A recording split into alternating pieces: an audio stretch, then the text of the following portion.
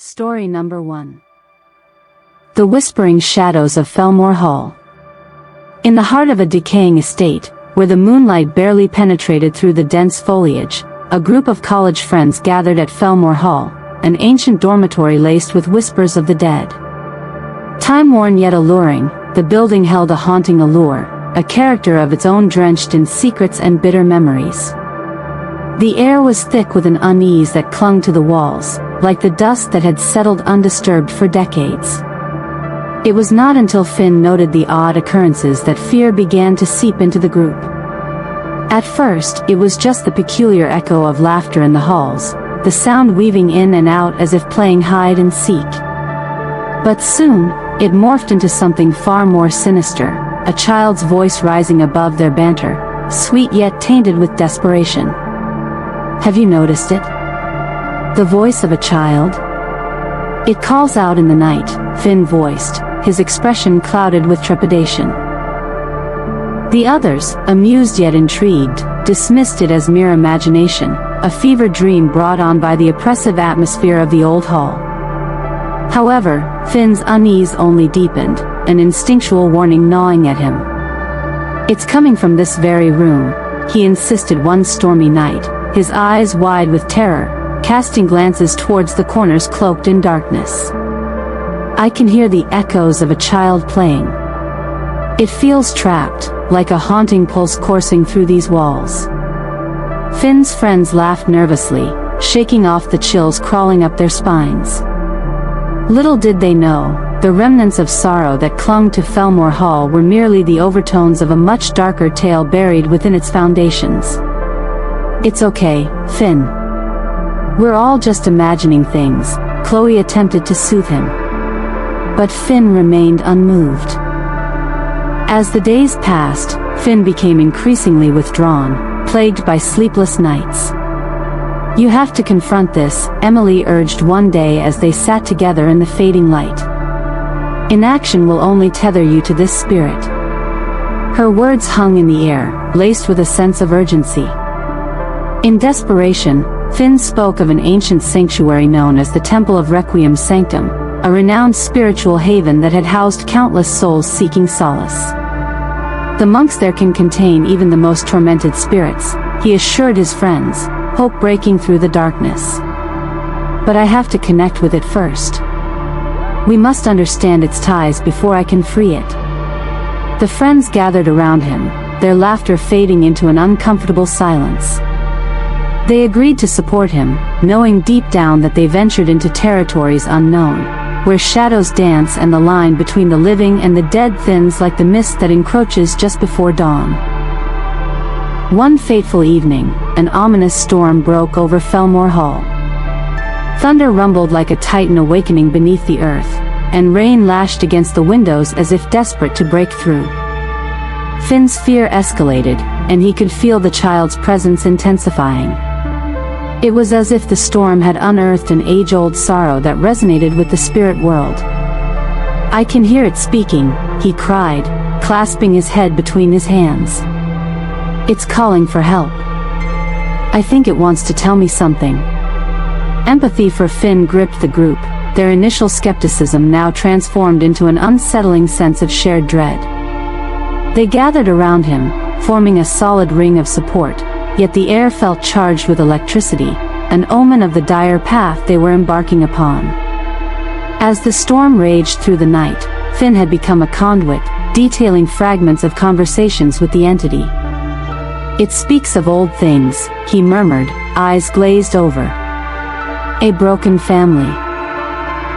Forgotten memories that won't fade.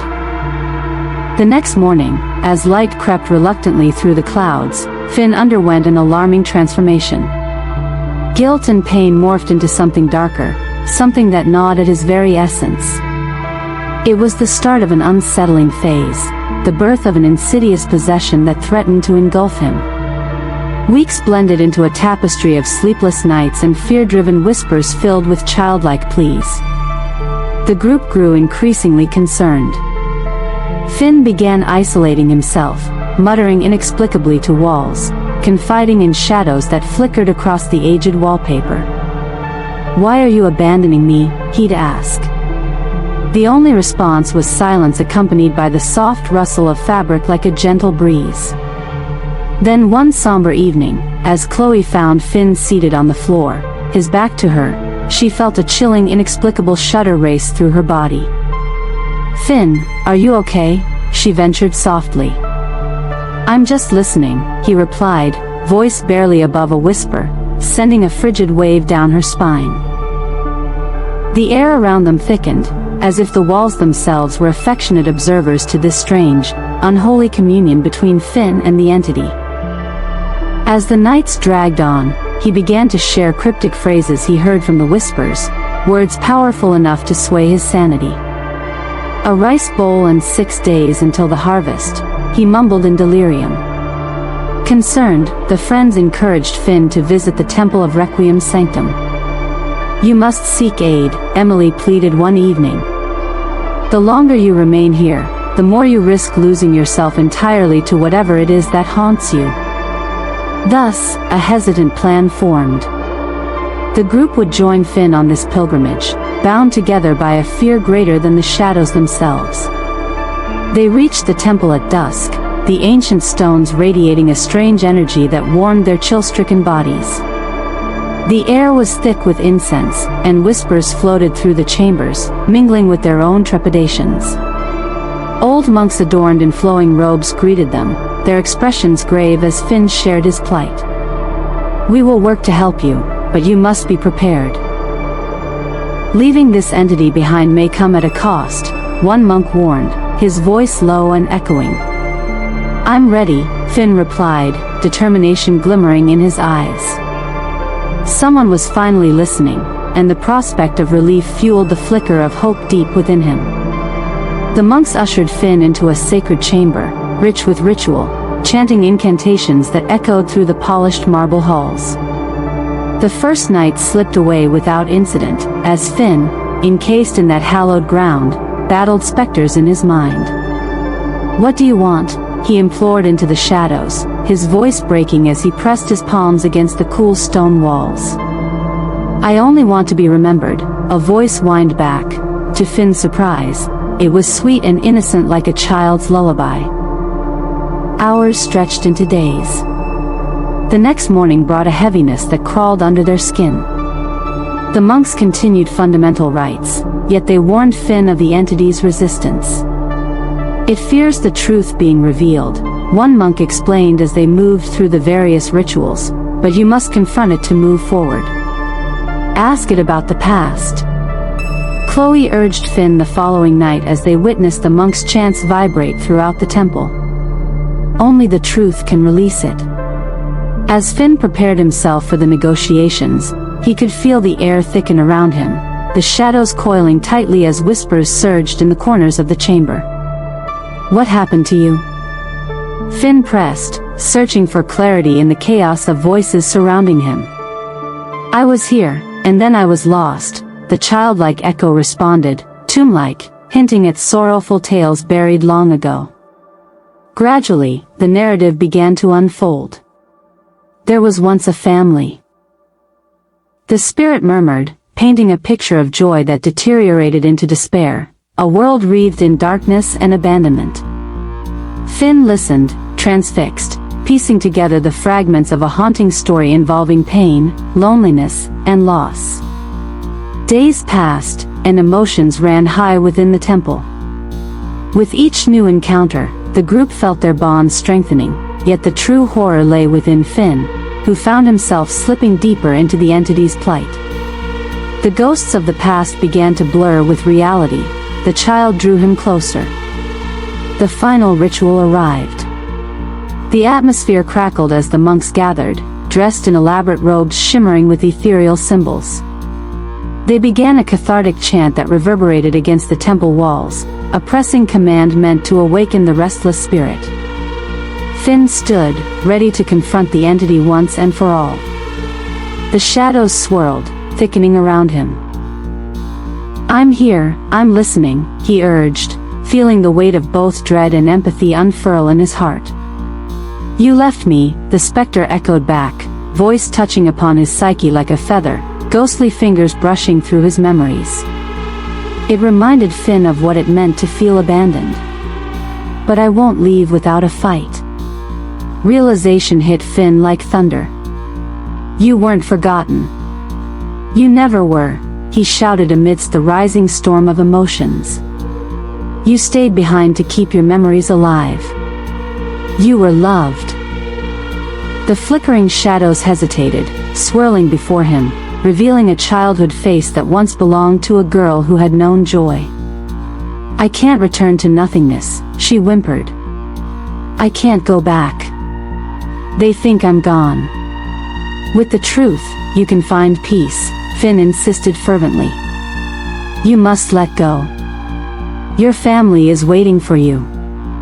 In that breath, the temple erupted into a cacophony of whispers, as the monks intensified their chants, the space thrumming with energy.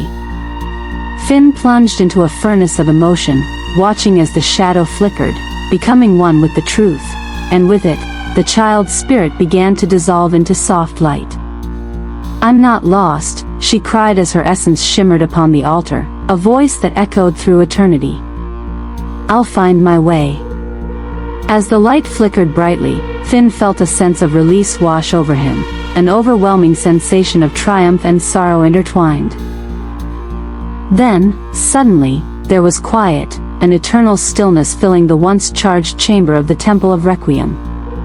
Exhausted yet fulfilled, Finn and his friends collapsed into each other's arms, relief washing away the weight of burdens they had carried together. The monks offered solemn smiles, their faces echoing wisdom etched with years spent amongst the spectral. From that day, Finn never felt that chilling weight again. The whispers of the child became faint echoes in his memory, remnants of a truth finally unveiled. 3 years later, they returned to Felmore Hall, rekindling their friendship with laughter and light. It was a different place now, stripped of the shadows that had once terrorized Finn. Memories were painted in colors of joy, transforming the dim halls into vibrant recollections of the past. Even as they celebrated in the sunlit rooms, they remained aware that not all spirits were so fortunate. Some lingered, bound to their earthly desires. And it was within this acknowledgement that they would always strive toward the light, for they knew now, the true horrors do not only reflect the darkness that we combat, but also remind us of the love and laughter that illuminate our souls, an enduring legacy of both suffering and salvation amidst the whispers of the shadows. Story number 2. The Whispering Shadows of Blackwood Lodge. In the dense, brooding woods of Blackwood, where trees twisted like the fingers of lost souls, a newlywed couple, Lila and Ren, embarked on a daunting journey to their first home. They were enveloped in a mix of excitement and trepidation, having fully committed to each other for a year but held back from starting a family due to financial constraints. Just be patient, my love, Ren whispered, cradling Lila in his arms as they stood before their new apartment.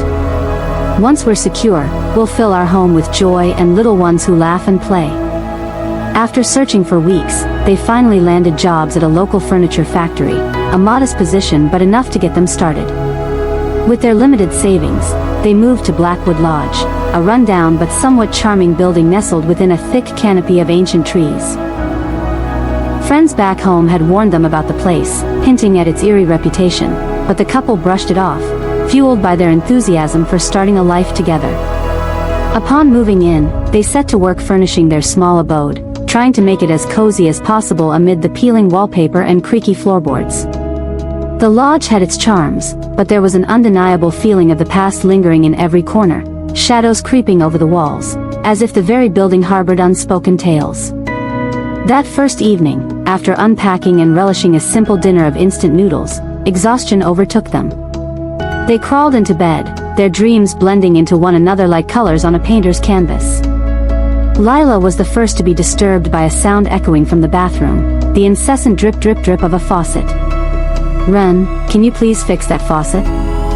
It's driving me crazy, she mumbled sleepily, nudging him gently. Ren groaned but eventually rolled out of bed, still groggy from sleep. He trudged toward the bathroom, nearly tripping over the edge of the shower mat lying askew. As he entered the dim light of the bathroom, he discovered that the faucet was already set tightly shut, no water leaking from it. Why must I always hear things? Damn it, he muttered, shaking his head as he returned to bed, shaking off the feeling of the shadows curling around him. The tranquility of the night was short-lived, as shortly after Ren had settled into bed, Lila, still half asleep, was once again disturbed by a low sound resonating from the restroom. Cringing, she shifted. The sound resonated like a heartbeat, persistent and uneasing. It's just an old lodge, just plumbing, she reassured herself, but the unshed dread nestled deep within her gut. As the night deepened and the hours slipped away, another sound tore through their slumber. A cacophony of metal clattering reached their ears, a crash that echoed through the empty rooms. Lila and Ren sprang from their beds, fear intertwining with confusion as they rushed into the living area. Lila gasped upon seeing several pots and pans strewn across the floor, their metallic clangs a chilling reminder of their new reality. What on earth? Ren exclaimed, eyes wide as they surveyed the serene shadows that enveloped their surroundings. They shared apprehensive glances, deciding it surely must have been a rat. The lodge, after all, was old and had been left alone for years. A plan to purchase traps was set for the morning, but unease still settled over them like a heavy fog.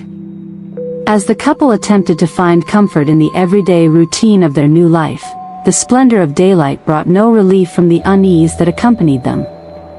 Each night felt like a descent further into uncertainty. They quickly learned of each other's discomfort. Ren, typically a sound sleeper, began tossing through restless nights while Lila found herself waking to the echoing whispers that seemed to vibrate in the dark. Then came an eerie night, draped in storm clouds thick and gray, rumbling with the promise of rain.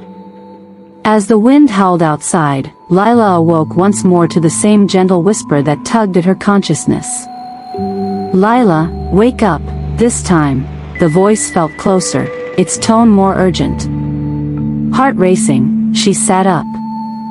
Lila responded out of instinct, believing it to be Ren's sleepy voice. I'm awake, just tired, she murmured. But the man beside her remained soundly asleep, completely oblivious. Confused and unsettled, Lila glanced at the bedside clock, just past midnight. Something tugged deeply within her, urging her to shun the disquietude that had wrapped its tendrils around their home. But as she nestled back down, the shadows felt heavier, filled with whispers too faint to comprehend but heavy enough to chill her heart. Meanwhile, Ren had been shifted by the shadows. Just before dawn, as he caught a glimpse of sunlight filtering through the cracks of the grubby curtains, he found the sound of her voice on repeat in his mind. Lila, wake up. The echoes filled his head like an echo carrying the remnants of forgotten memories, causing him to jerk awake and blink around the room. Are you okay?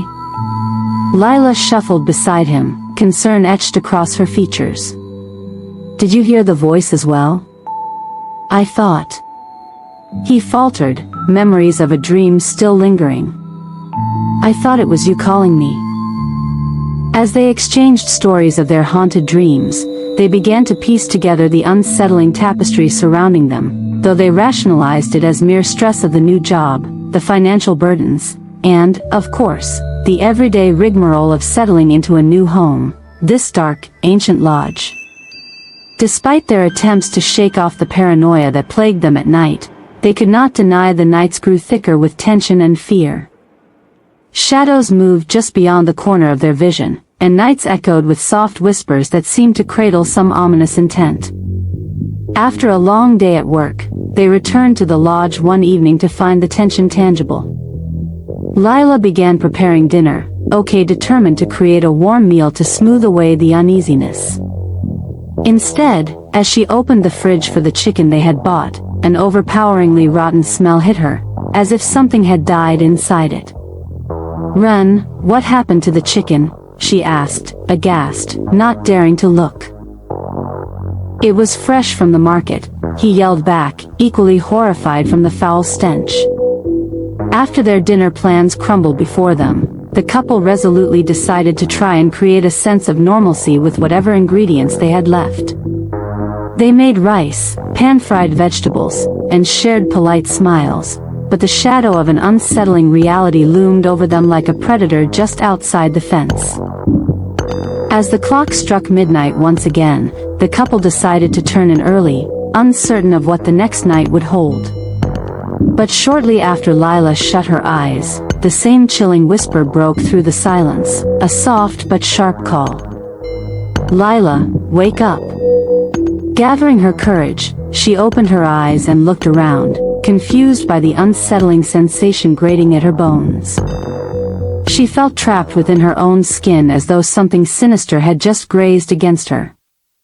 Just as she sought comfort in those first signs of dawn, the sensation of fingertips was back, gripping her leg with a slow, deliberate pressure. "Stop it," she yelled, her heart pounding furiously in her chest. "Let me go." At that moment, Ren stirred beside her, startled awake. "What's going on, Lila?" he asked, peering into her wide eyes. She stumbled over her words as the panic enveloped them. "It's happening again. Someone is touching me." Trepidation crept into Ren's voice as he glanced down and gasped, "What is that?" His eyes widened as he noticed faint hand-shaped bruises that marred her skin, deeply imprinted as though someone had indeed hovered over her and grasped her tightly. The realization sank deep into their hearts, a visceral dread rippling through the air. "I don't know," Lila confessed, voice trembling as she shared her experience with the whispers. "I thought it might just be fatigue, but it feels real, Ren. We need to do something." Ren nodded in agreement, the depth of their predicament settling on him like a haunting echo. They resolved to remain vigilant and confront whatever dwelled within the shadows. As dawn broke, they rose, feelings of dread still clinging to them, but determined to escape the curse of Blackwood Lodge. Each day followed the last, the duo moving through their routines while holding hands tightly, eyes darting to the corners of the rooms, every flicker of a shadow causing a shudder to run down their spines.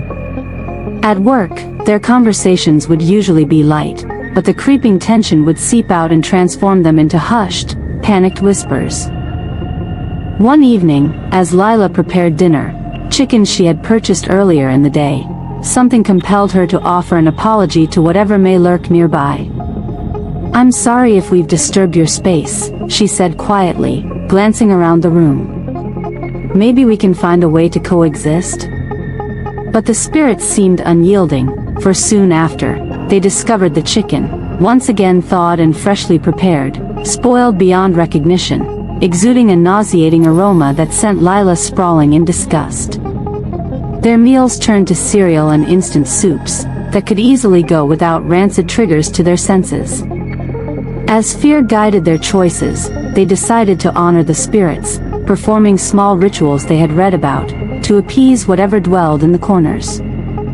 They lit small candles and offered flowers at the entrance, hopeful that the initiatives would quell the spirits that had seemingly made their desires known. The following night, Lila paired the offerings with a prayer she had long forgotten. An act of devotion grounded in hope. But the shadows thickened, echoing her prayers with a mix of haunting laughter that danced through the air and settled into her bones like ice. Suddenly, their names were called in unison, an unearthly choir that slithered through the walls, a cacophony that resonated within every fiber of their being. "Lila. Ren, come, please." Ren immediately took Lila's hand. "No matter what happens, we confront it together," he promised, but the tremor in his voice betrayed his fear. The night passed in a state of limbo, each moment stretched out painfully between instances of uncertainty and dread, drawing near to an unforeseen climax. Amidst this journey, a storm began raging outside. Thunder grew menacing as rain lashed against the windows, intensifying their feelings of dread. Suddenly, a scream punctured the silence, echoing through the lodge, leaving the couple paralyzed. "Lila. Run. Help," the voice cried. Rushing to the living room, they suddenly spotted a figure, a pale girl staring back at them, her eyes wide and full of sorrow, soft tears falling down her ghostly face. "I'm trapped," she pleaded, floating just above the floor, her spectral brightness illuminating the dark room. The couple struggled to comprehend the spectral reality before them. "Who are you?" Lila asked, voice cracking with fear and empathy. The child's face twisted in grief. "You came here, but I can't come home," the spirit wept. "Please help me find peace." Understanding the urgency, Lila stepped forward. "We will help you. Please tell us how we can help you go home." "Only with the truth will I find release," the girl whispered. In that pivotal moment, the couple became determined to unlock the secrets entangled in the lodge's dark past. Together, they stood resolute, ready to face the truth that had haunted them since the moment they moved into Blackwood. That night blurred into an otherworldly experience laden with visions and whispers of pain long forgotten. They spent hours digging into the history of the lodge, peeling away layers of time, seeking clues to reveal the tragic story that bound the child's spirit to the place. In that pursuit of knowledge, they discovered the tragic narrative of a family long lost, their love stolen by despair and grief. With that knowledge guiding them, Lila and Ren concocted a plan. They would perform a ritual to honor the family oath's lost, seeking to break the binds that had ensnared the little girl who wandered sorrowfully among the shadows. Gathering their courage, they prepared for the ritual at dawn, casting their intention toward the daughter of the lodge in the hopes of providing the peace she desired. Symbols of love, reverence, and remembrance surrounded them, as they spoke the names of the lost souls into the shimmering air that hung heavy between them. As the sun began to rise and illuminate their surroundings, a gentle warmth enveloped the room, coaxing the whispers from the walls. The child's ethereal form glowed brighter, her eyes sparkling with a hint of relief. "Thank you," the girl whispered, and in that very moment, the room erupted into a whirlwind of energy, shadows dissipating and the air growing lighter as the child's spirit unearthed its chains. "I can go home now." And like that, she faded into the light, her presence lifting and filling the lodge with warmth, happiness, and laughter long forgotten. Grateful tears streamed down Lila and Ren's faces, releasing the weight they carried and inviting the warmth of the unknowable future. They had faced the darkness in its most terrifying form, but together they found love, strength, and heart within each other. Blackwood Lodge, once a dwelling of shadows, transformed into a sanctuary overflowing with promise. The couple had ventured into the unknown, confronted their fears, and emerged forever changed, now guardians of the light with another chance at love and family on the horizon. As dawn broke over the forests, Lila turned to Ren with a smile. "We can finally fill this place with laughter and love. Let's make it our home." The echoes of the past faded into whispers on the wind, leaving room for the joy and warmth that awaited them in the years to come. Story number 3. One stormy evening, a fierce wind howled through the trees, rattling the windows of Shadow Ridge. Victor, unable to ignore the drawing toward the woods any longer, slipped into a coat and eased out of the door, the storm roaring around him. The trees loomed above, dark and twisted, their branches stretching out like skeletal fingers. As he ventured deeper into the forest, he felt a suffocating presence. The air thickened, and an electric charge surged, coaxing him deeper into the heart of Shadow Ridge. Suddenly, he stumbled upon a clearing, illuminated by an eerie glow. In the center lay an ancient stone altar, glistening with something he dared not touch. It called to him, a whisper entwined in the wind. "Free us." Chilled to the bone, Victor stumbled back, dread clawing at him. He turned to flee, but the shadows surged, morphing into dark figures that seemed to dance around him, leering with hollow eyes. "No!" he shouted, pushing against the weight of the shadows closing in, but they wove tighter, their whispers escalating into a cacophony of despair. "Leave me!"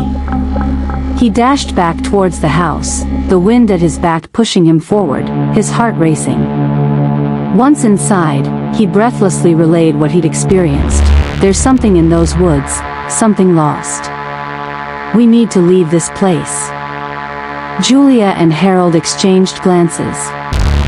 Our family, we've been tied here, Victor, his mother whispered, her voice shaking.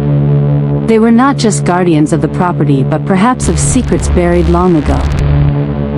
The forest sighed as tranquility seeped into the night, and the owl took flight, the weight lifting from its shoulders. Raven ceased to howl, barking instead with relief, standing watch over the liberating ground. Victor and Elise stumbled back toward the house, exhaustion crashing over them. It's done, he whispered, gazing at the tranquil woods now blanketed in moonlight. In the days that followed, the vibrancy of Shadow Ridge returned, its lingering darkness dispersed.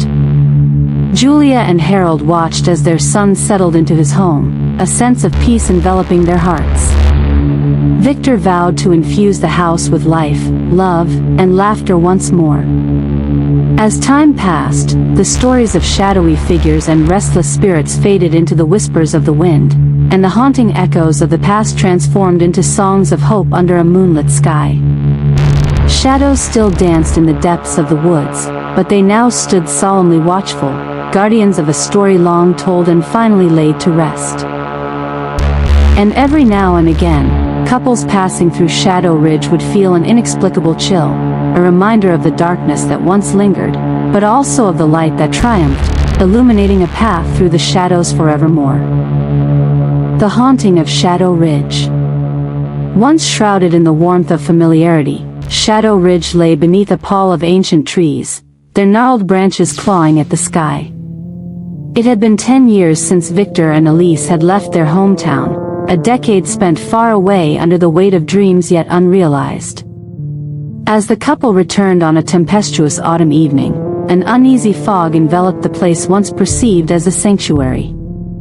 Victor quickened his pace as they approached the overgrown path leading to his childhood home, its once vibrant colors dulled by neglect. The air was still, save for the sound of rustling leaves and the occasional distant hoot of an owl. Memories flooded in with each step, laughter shared in sunlit gardens, cozy winter nights by the fireside. But now, as he crossed the threshold of the rusty gate, the house loomed before him, a specter of its former self, cloaked in thick mist and shadows. Elise gripped his hand tighter as they stepped into the yard, the chill of the evening wrapping around them. A low growl emanated from the shadowy corner near the kitchen, a shadow wrought with a jet-black dog. With a sudden bark, the creature lunged at Elise, knocking her off balance. Stumbling, she cried out in fear as Victor hurried to pull her aside. The dog bolted out of the yard, barking as though it were heralding some unseen danger. "That is Raven," Victor exclaimed, recognition dawning on him. "My parents had him while we were gone, for protection. God knows if he's forgotten us too." But the growling seemed to echo a deeper fear, reverberating against the hollow of the house around them. Inside, they were greeted by the dim light of oil lamps. The walls, once painted with tenderness, now wore a blanket of dust and despair. As they exchanged pleasantries with his parents, Julia and Harold, Elise sensed a heaviness in the air. "Something's not right here, Victor," she murmured, glancing at the ghostly figures of his parents who looked both relieved and haunted. "Why does Raven keep acting this way?" Julia asked, her voice wavering. "The last few nights, he has been restless. He howls as if sensing something lurking in the shadows." Victor's brow furrowed. "You mentioned an owl. You said you saw it here every night?" Julia nodded, her face pale. "It's been watching us from the trees, its eyes like twin embers. I don't think it's an ordinary bird." "It felt like it was," she trailed off, casting a shadowy glance toward the window. As Victor and Elise settled into their old rooms, the unsettling murmurs of the past swirled around them like a thick fog. Whispers in the walls seemed to echo lost secrets, pricking their skin with unease. That night, the house creaked and moaned, waking them from a fitful sleep. Victor remained restless, pacing the dimly lit halls. Through the window, he spotted the owl perched ominously atop an old oak, its eyes piercing the night. A shiver coursed down his spine, and he retreated to bed beside Elise. "Did you hear that?" she asked suddenly, her breath foggy with fear. Victor nodded. "I did. It sounded like ravens howling, but different." They listened as the mournful howls morphed into a haunting melody, luring them into a restless slumber. In the grip of nightmares, visions of shadowy figures lingered, gliding through their minds, haunting the borders of their consciousness. In the morning, discussions of selling the family estate arose, but Victor's resolve to stay deepened. He wished to breathe life back into the house, to uproot the darkness that had consumed it. Days turned into weeks, and each evening felt heavier than the last. Raven's howls grew more frantic, intertwining with the whispers that echoed through the night. Each time Victor would investigate, he would catch a fleeting glimpse of shadowy figures dancing just beyond the perimeter of the property, darting into the underbrush. The owl returned each night, now sitting right outside the bedroom window, its eyes blazing like twin stars. Raven's howls took on a pained tone, urging them toward the truth awaiting beneath the roots of Shadow Ridge. Driven to unearth this darkness, Victor prepared to uncover the mysteries buried within the woods. With Elise by his side, armed with courage and determination, he ventured outside again, the owl leading the way. As they neared the clearing, Thunderheart rumbled overhead, shaking the ground beneath their feet. "I won't back down," Victor declared, summoning every ounce of strength to face the horrors awaiting them. Just then, Raven broke free from the grasp of his parents, rushing to their side, barking furiously at the shadows that emerged in full force, swirling and twirling with voices from beyond the grave. "Free us!" they cried in unison, a symphony of desperate souls bound to Shadow Ridge.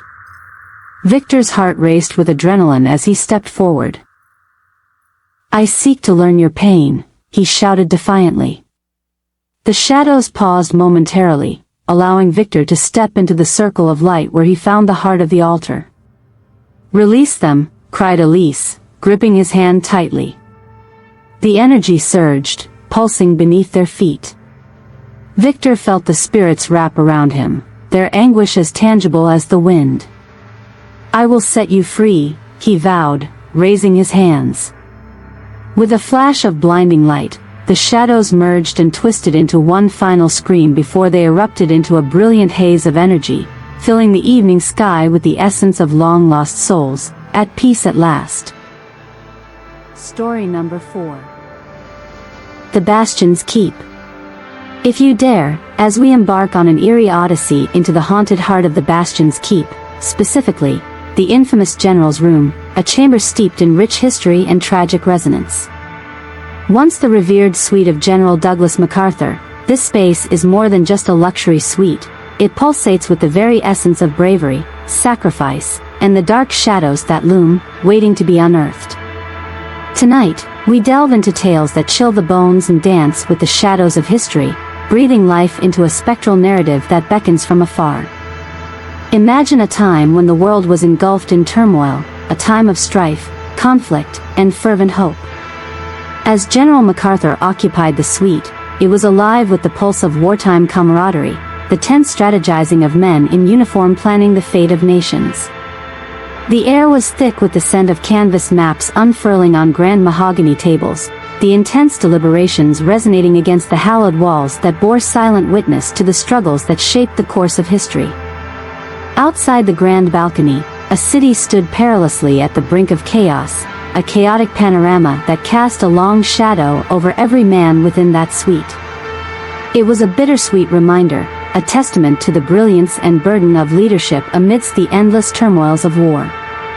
But as the hours pass and the sun sinks beneath the horizon, that very suite transforms. The Bastion's keep is bathed in darkness, and the laughter of history is muted, replaced by a charged stillness that chills the very air.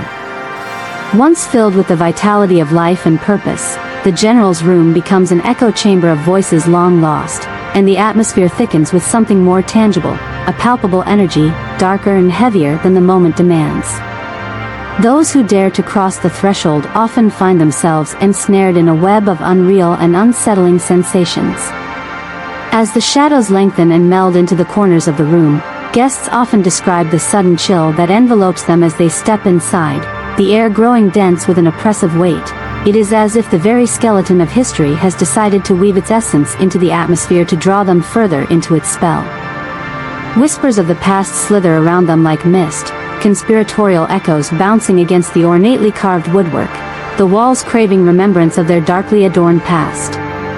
Among those who have stayed, a fellow bearing the mantle of historian, a man drawn to uncover the supernatural essence bound to historical realms, recalled a particularly disquieting night while resting in the general's room. He felt an icy draft whisper through the room, almost beckoning as if the past itself was urging him toward a hidden secret. Curiosity got the better of him, and as he turned to approach the massive oak desk, the temperature dropped even further. Shadows flickered in the corners of his vision, dark figures scampering from light like dying embers. Feeling the unmistakable weight of unseen eyes watching him, he glanced toward the grand balcony. There, he swore he saw a figure, a tall, stoic warrior in uniform, his face lined with the careworn signs of battle. But as he approached, the specter faded like smoke, leaving only the chill of despair hanging in the air. This palpable unrest does not cease at sunset. Instead, it grows fevered as the night stretches on. Guests nestled in the luxurious linens find themselves awakened by a palpable tension, an undercurrent of unease lacing the tranquility of sleep. The air becomes charged with unspoken stories, and it is said that within the eerie silence of the night, you may hear muffled voices, disembodied murmurs of command, strategies shaped in centuries long lost. Some guests have reported visions of maps rearranging themselves on the ancient desks, as if the very walls have stirred to breathe life into long-forgotten battles, haunted reconstructions appearing only to fade back into stillness before dawn's first light. Those who linger in the suite are burdened with an acute awareness of the heavy price of war, echoes of battles fought and lives lost encapsulated within the very fabric of the room. The weight of sacrifice sits heavily upon their shoulders as they catch a fleeting glimpse of the past spilling into the present. One night, a couple on honeymoon, in search of romance, instead became entrapped in anxiety as they sought solace in each other's arms, only to feel the bed beneath them grow cold, as if chilled by invisible specters of soldiers who had sought comfort once in these same walls, now adrift in the murky depths of time. The dawn that follows is deceptive, a gentle washing of warmth that seeps into the bastion's keep, chasing shadows and bleeding light into the corners. As the light spills into the general's room, the haunting chill dissipates, revealing a reprieve, but it does not wash away the haunting echo of what lingers there. Each room, each shadow cast, sings a silent hymn to the legacy etched in those walls, revealing glimmers of the past that claw at the corners of one's consciousness, reminding every visitor that this is no ordinary chamber. Yet, the air remains sweetened with the perfume of nostalgia, a lingering sense of honor, duty and valor, a memory of the multifaceted truths that dwell in every crevice. Hear the creak of the aged floorboards and the way they seem to harmonize with the faint whistling of the wind through the balcony, a subtle reminder that the echoing voices of the past will never truly fade. So, if you dare to stay in the bastion's keep, remember to tread lightly and listen closely. Each night you spend within the general's room serves as a portal to the shadows of history, an invitation to brush against the silken thread of time where duty, honor, and sacrifice remain imprinted in the tapestry of existence. For every chill that runs down your spine, remember you are simply sharing space with the ghosts of warriors who fought for a cause greater than themselves, each one forever etched in the memory of this haunted room, a timeless resonance of valor still echoing in the depths of the bastion's keep. Story number 5. The Vanishing Portrait. Nestled at the end of a crooked road, shrouded by thick, gnarled trees, stood the old Silverwood villa. It was a grand but weary edifice, vested with the colors of time. The bricks were faded and cracked, and the once majestic shutters hung awkwardly, barely clinging to the frame. Locals avoided the villa, whispering tales of sorrow and mystery. Children dared each other to approach its shadowy entrance, while the elders spoke in hushed tones about strange happenings that plagued the long-abandoned property. The villa's heart lay within a dimly lit parlor, and in that parlor hung a portrait that had captivated the imagination of the townsfolk. This was no ordinary painting. It was a lifelike depiction of a woman named Amelia Hawthorne. She was ethereal, with cascading chestnut hair and emerald green eyes that sparkled with an uncanny luminosity. Clad in a gown that seemed spun from the colors of twilight, blues, greens, and hints of silver, the fabric draped around her as if the night sky itself enwrapped her. Amelia had been the last resident of Silverwood, a woman known for her beauty and charm, but also for the mystery surrounding her disappearance a century ago, one stormy night. As the story went, she had vanished without a trace, leaving behind only her haunting melody echoing through the halls, a soft lullaby that would resonate in the dreams of those unfortunate enough to walk near her abandoned home. Among the most chilling anecdotes associated with the portrait was the bizarre phenomenon of its vanishing act. As the hour hand approached midnight, the painting would dissolve from the wall, disappearing like mist in the morning light. It would return in the early morning hours, as if it had merely stepped through a portal and decided to come back, but always accompanied by whispers of a soft song resonating through the walls, a voice that seemed to lament some unresolved sorrow from the past. As weeks turned into months, Jack Walker, a curious historian, found himself drawn to the tragic tales of Silverwood Villa. Unlike others, Jack was not intimidated by the phantom threats whispered by the locals. A skeptic and researcher at heart, he believed there had to be a logical explanation for the strange occurrences.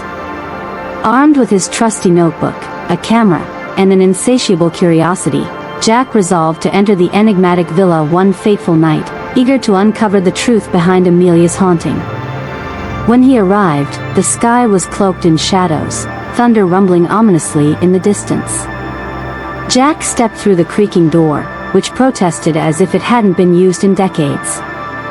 The smell of damp wood and aged paper engulfed him, its mustiness a reminder of the weighed-down memories held within the walls. Light from the flickering candle in his hand cast dancing shadows along the hallway, leading him closer to the parlor where the portrait awaited him.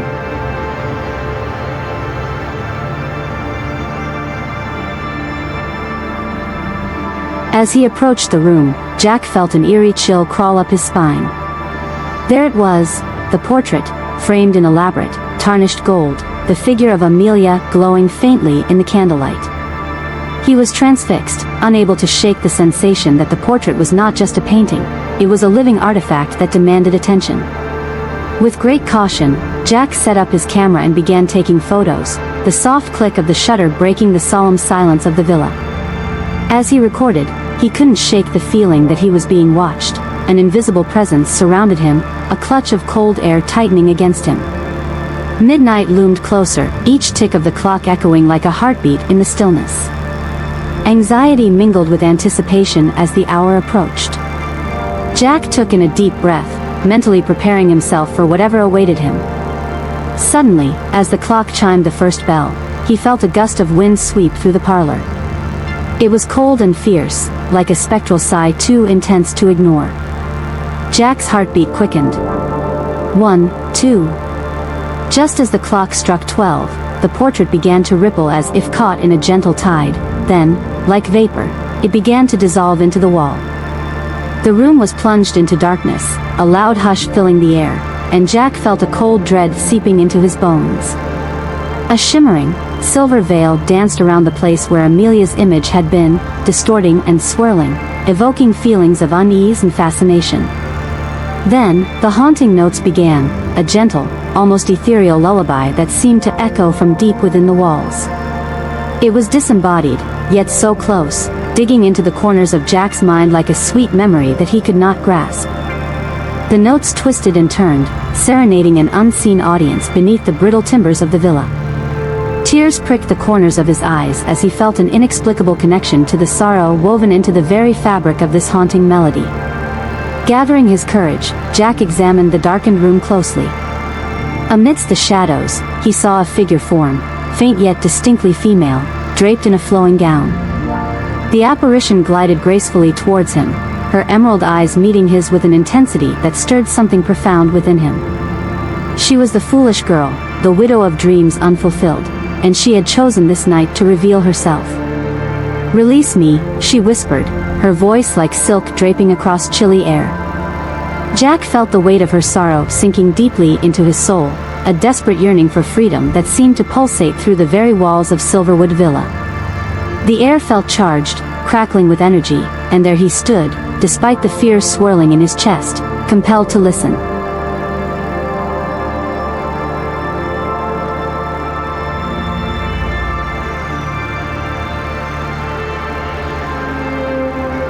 The apparition reached out a translucent hand, beckoning him closer. Jack instinctively took a step forward, brushing aside the growing panic that threatened to consume him. "Amelia," he ventured, feeling the name resonate like a prayer upon his lips. "Tell me what happened to you." With a deep, sorrowful gaze, her form shimmered, and she began to weave her story in whispers that seemed to reverberate through the room. She was once a vibrant actress, beloved and admired, but she fell prey to a treacherous love that led her to believe she could have it all, a life of love and joy, but which instead turned into betrayal. As she spoke, Jack watched the echo of her existence unfold, a vivid tapestry threading through the air where darkness had once lingered. "I waited for him," she sighed, a single tear shimmering in her ghostly eyes, "but he betrayed me. On that fateful night, as the storm raged onwards, I was trapped within these walls, lost in that love that became my prison." Jack listened intently, his heart aching for the lost woman. Driven by a mixture of fear and determination, he began to piece together Amelia's tragic tale. With each whispered revelation, the portrait seemed to pulse with life, the colors within swirling and shifting as if consumed by her emotions. With each realization, the once haunting lullaby began to fade, not vanishing completely, but softening into the background, like the last notes of a dearly beloved song. This mysterious connection would not end without closure. Jack sensed that Amelia's spirit was tied to this space, trapped between realms, her memory sorrowfully bound to the misdeeds of her past. Determined to bring peace to her restless soul, he delved deeper into her story, investigating old archives, dusty public records, and speaking to the few elderly townsfolk who still remembered her plight.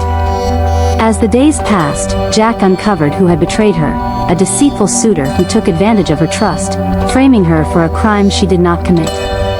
Driven by rage and heartbreak, the townsfolk had branded her a witch, her reputation shattered and her life forfeit.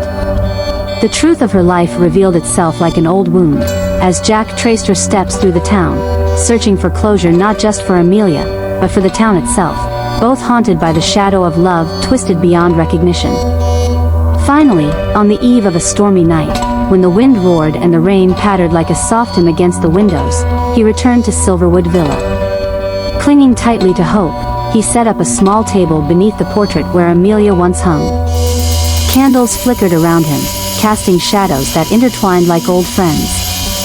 Jack took a deep breath and began to speak, expressing the truths he had unearthed, the injustices she had endured, the love that had turned bitter, and finally, the understanding he now felt for her plight.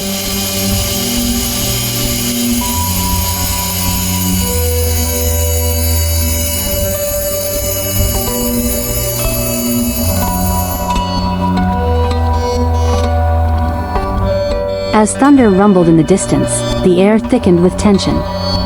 Jack closed his eyes, summoning every ounce of empathy he had for the tragic tale that had thus far defined Amelia's existence. "I seek to release you from the ties that bind you, Amelia Hawthorne," he declared, feeling a rush of fervent energy surge through him. "Your story will not be lost. Your truth will be known. Let go of your pain, and find peace." The room went still as if the universe held its breath. The shadows all around seemed to bend towards him, and the portrait shimmered brightly for an instant before it began to dissolve once more. But this was different. The air crackled with energy unlike anything Jack had ever experienced.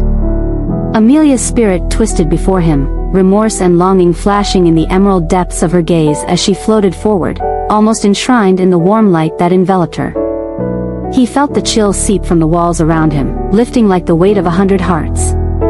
"Thank you," she whispered, her voice now a melody of freedom rather than sorrow. In that moment, the portrait not only returned to its place on the wall, it appeared renewed, vibrant colors bursting forth as the details of her gown flowed with a life of their own.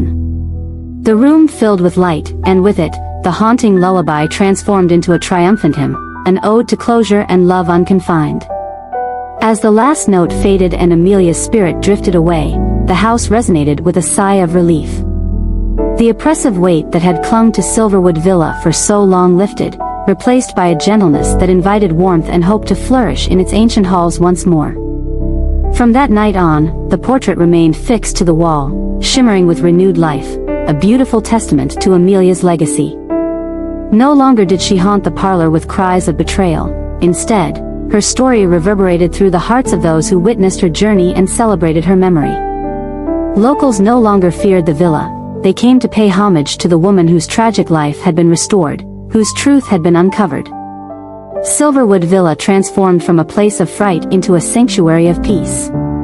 People began to host gatherings, celebrating art, love, and community underneath the watchful gaze of an immortal spirit. However, every so often, on a cool autumn night, if one paused long enough outside the villa, they could hear the faintest echo of a lullaby, the sweet, soft voice of a woman who had found her freedom. It rose softly with the wind, drifting through the trees, and lingering long enough for everyone who heard it to know that her story, even in its sadness, was eternally woven into the fabric of love that guided those who dared to listen. And thus, the legend of the vanishing portrait would ripple through the generations, a reminder that even shadows of heartache can dissolve into vibrant light.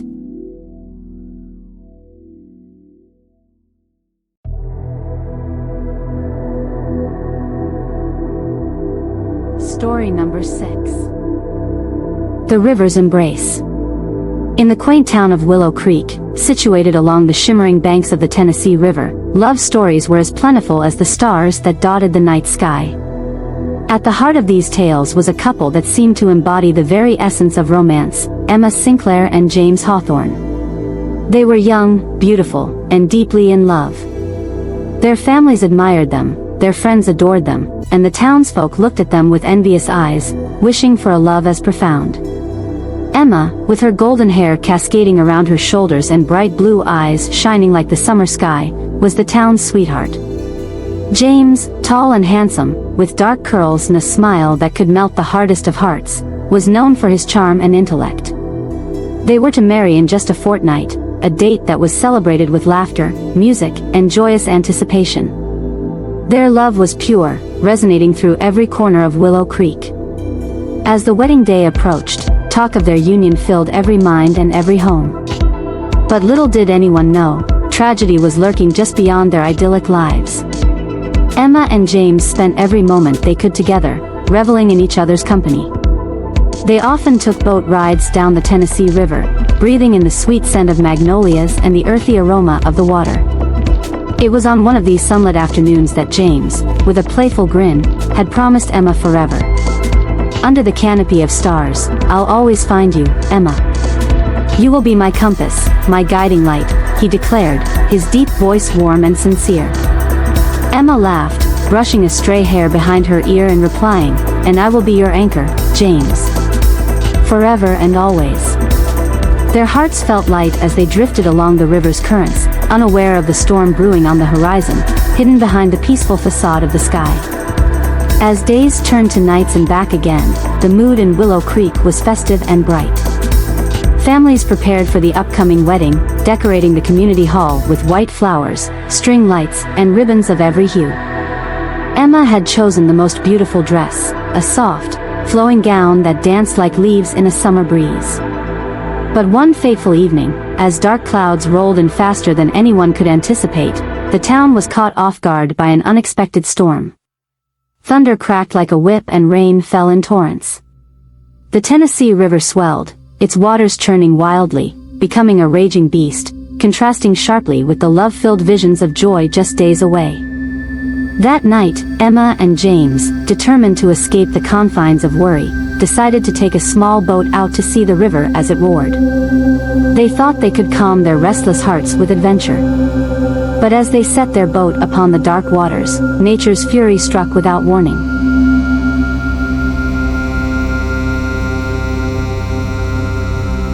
Just moments after they launched, lightning split the sky, illuminating the ominous clouds. The wind howled, and the river surged with unprecedented fury. Emma's heart raced as the boat rocked violently, her laughter turning to screams of fear.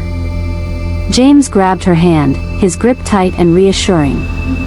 "We'll make it back, Emma. Trust me," he shouted over the tempest. But the storm was merciless, and the boat capsized, tossing them into the frigid grasp of the river. In the chaos and cold, they clung to each other, their love unwavering amidst the terror. And then, just as quickly as it began, the river swallowed their cries. The townsfolk, oblivious to the danger, awoke to the chilling headlines by dawn: 2 young souls lost to the tempest. Days turned into weeks, and the community mourned deeply. Emma's family was inconsolable, and James's parents were shrouded in despair. But amidst the sorrow, strange occurrences began to unfold. Villagers reported seeing a glowing figure, a pair of ethereal forms dancing together by the river's edge, their warm light illuminating the darkness of despair. Whispers of a haunting love spread through Willow Creek. Were Emma and James truly gone, or did love bind them to the world they once knew? Their friends, seeking closure and connection, devised a plan to celebrate the wedding that could never be. On what would have been their wedding day, the town came together, draping the riverbank with flowers and ribbons, just as they had planned.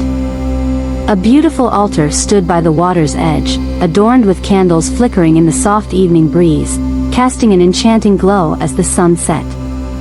Family and friends gathered, sharing stories of Emma and James, recounting cherished memories that painted the beloved couple in hues of laughter and joy.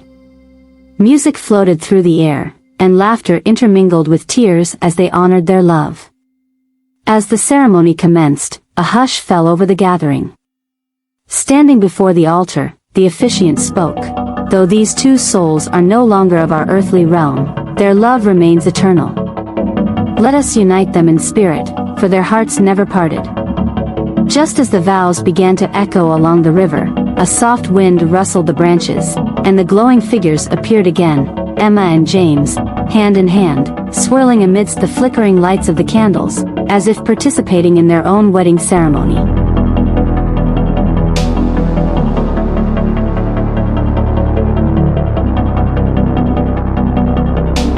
The townsfolk gasped in wonder and horror, tears streaming down their faces as they witnessed their beloved couple together again. The warmth of the love that once radiated through Emma and James enveloped the gathering, filling their hearts with a bittersweet joy. As the vows were exchanged in spirit, a sense of peace settled over the gathering. Emma and James, eternal in their bond, danced gracefully on the riverbank, their laughter ringing sweetly in the air. The river, once a site of tragedy, transformed into a sacred space of love, a reminder that even in death, love never dies.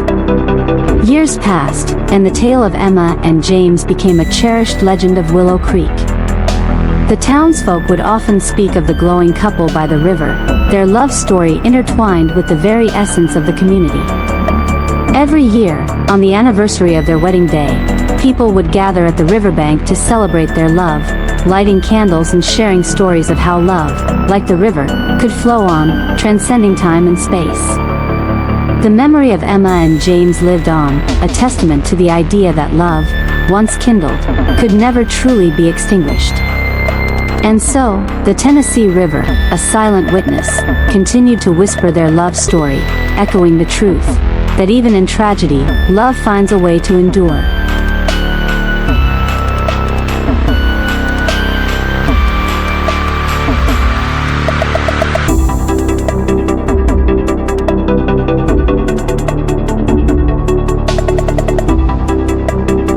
Story number 7.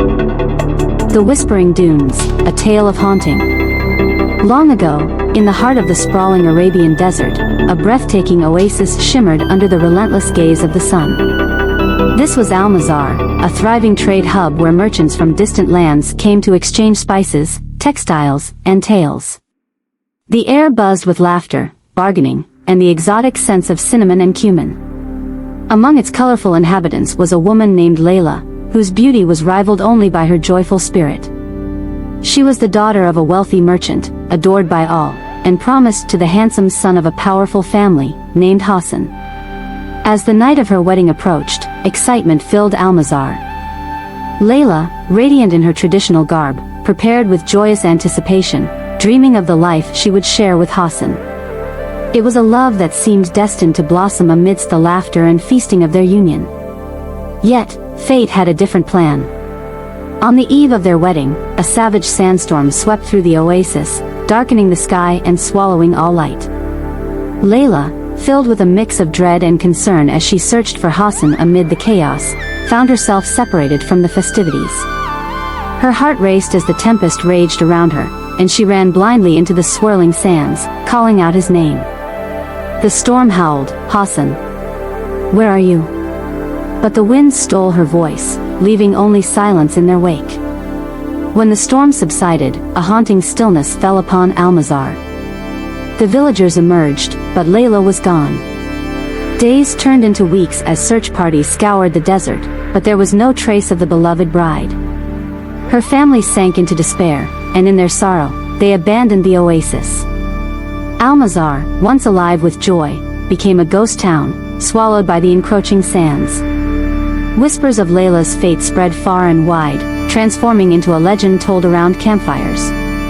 They said her spirit roamed through the dunes, eternally searching for her lost love, her haunting cries echoing in the desert breeze. "Hassan! Where are you?" It became a warning to travelers who wandered too close to the cursed site of Almazar. Generations later, on the very edge of the desert, a curious young man named Amir stood with one foot in adventure and the other in fear.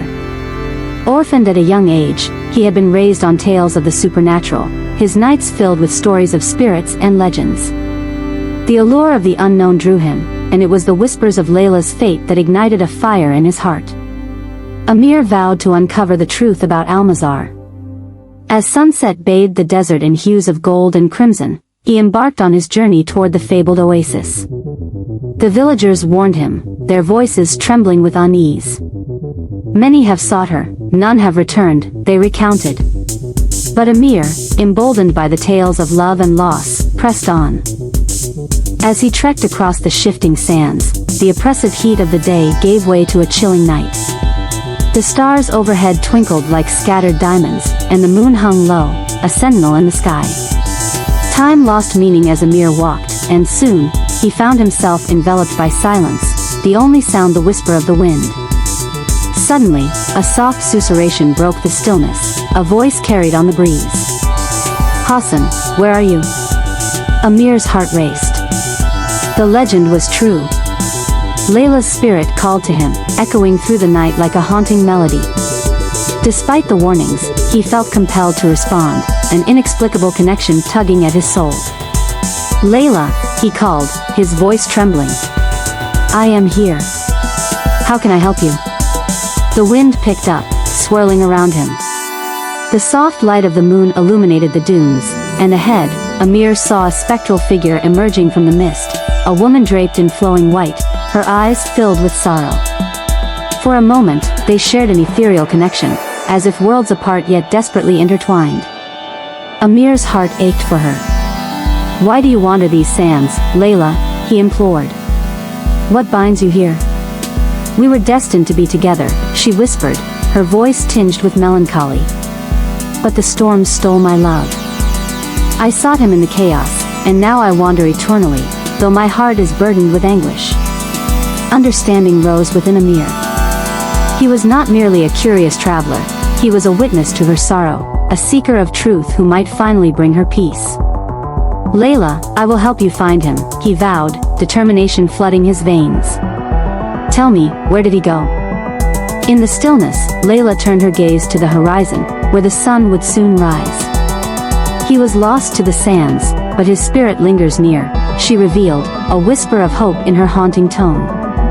Beyond the crest of the tallest dune lies a hidden sanctuary where 7 candles burn in honor of the lost, 4 for the departed, and 3 for the shadows that guide them. Then that is where we shall go, Amir said firmly, resolved to bring her the closure she sought and perhaps find peace for himself as well. With Layla's spirit guiding him, Amir began to climb the highest dune, the sand shifting beneath his feet. The wind howled louder, and with each step, a sense of unease crept over him. Ghostly whispers surrounded him, growing in intensity, the cries of the lost echoing through the night. He stopped frequently, glancing back, but Layla remained a shimmering shape behind him, a spectral guide in the dark. Atop the dune, Amir gazed at what lay ahead, a valley shrouded in mist, eerily quiet yet filled with an energy he could not comprehend.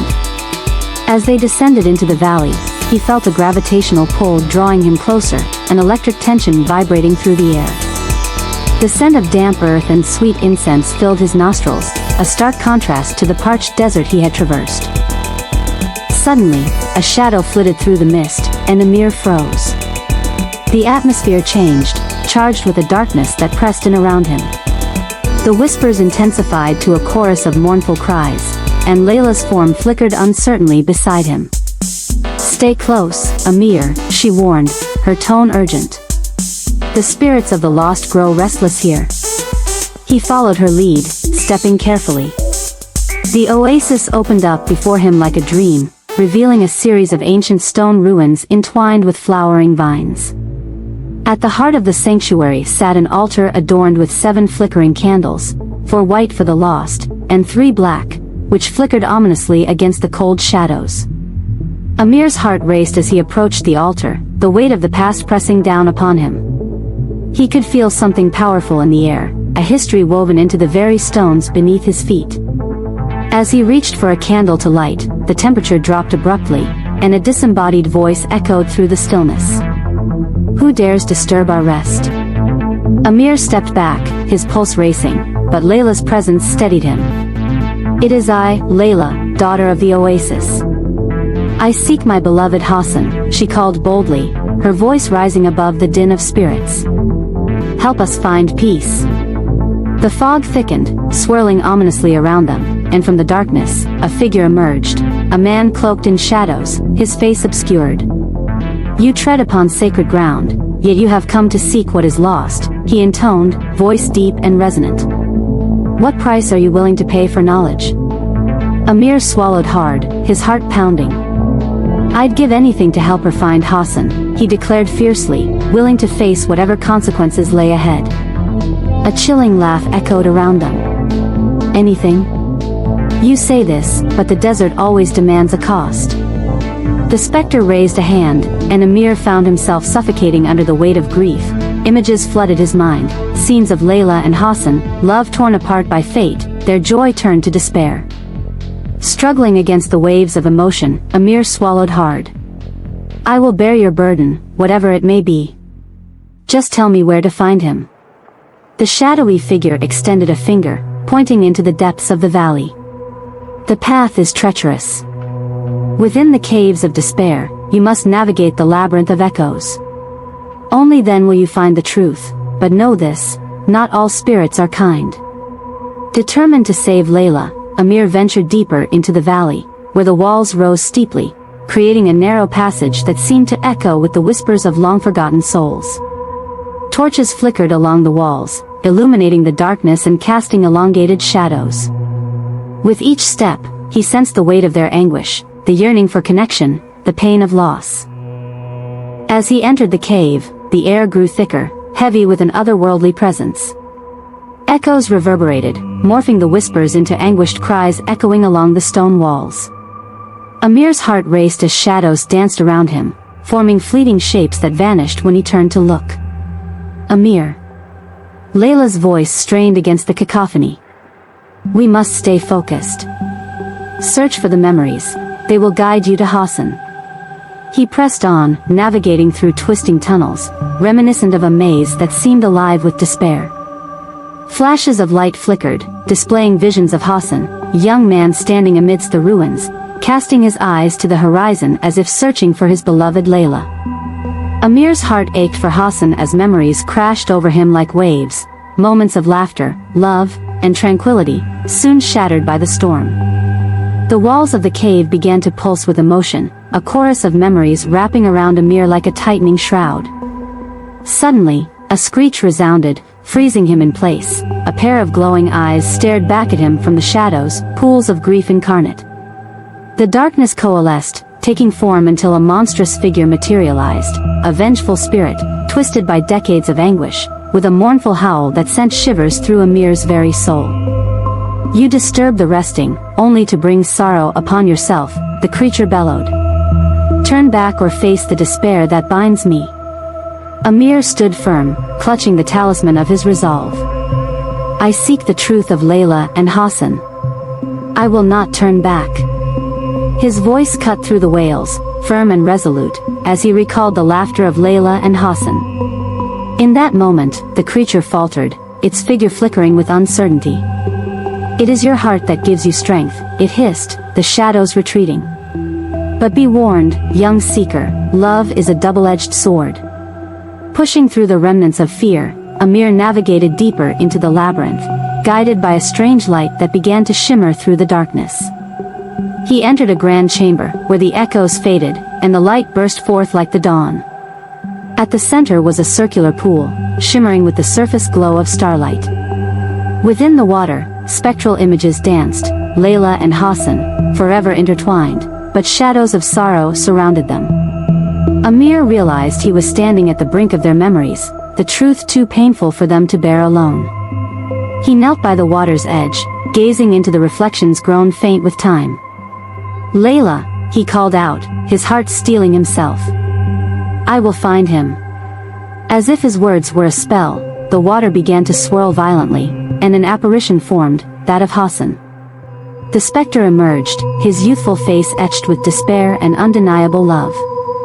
"Layla," he cried, his voice echoing through time. "What binds you to this realm?" "I have been lost without you," Layla's voice floated back, resonating through the chamber. "Do you not see how our love has transcended death itself? We are bound in spirit, but my heart ached for you. I searched and searched, endlessly wandering," Hassan's spirit lamented. Amir, an eavesdropper in a moment that felt eternal, saw everything collapse into the essence of their love, a tether too pure to be severed by fate or despair.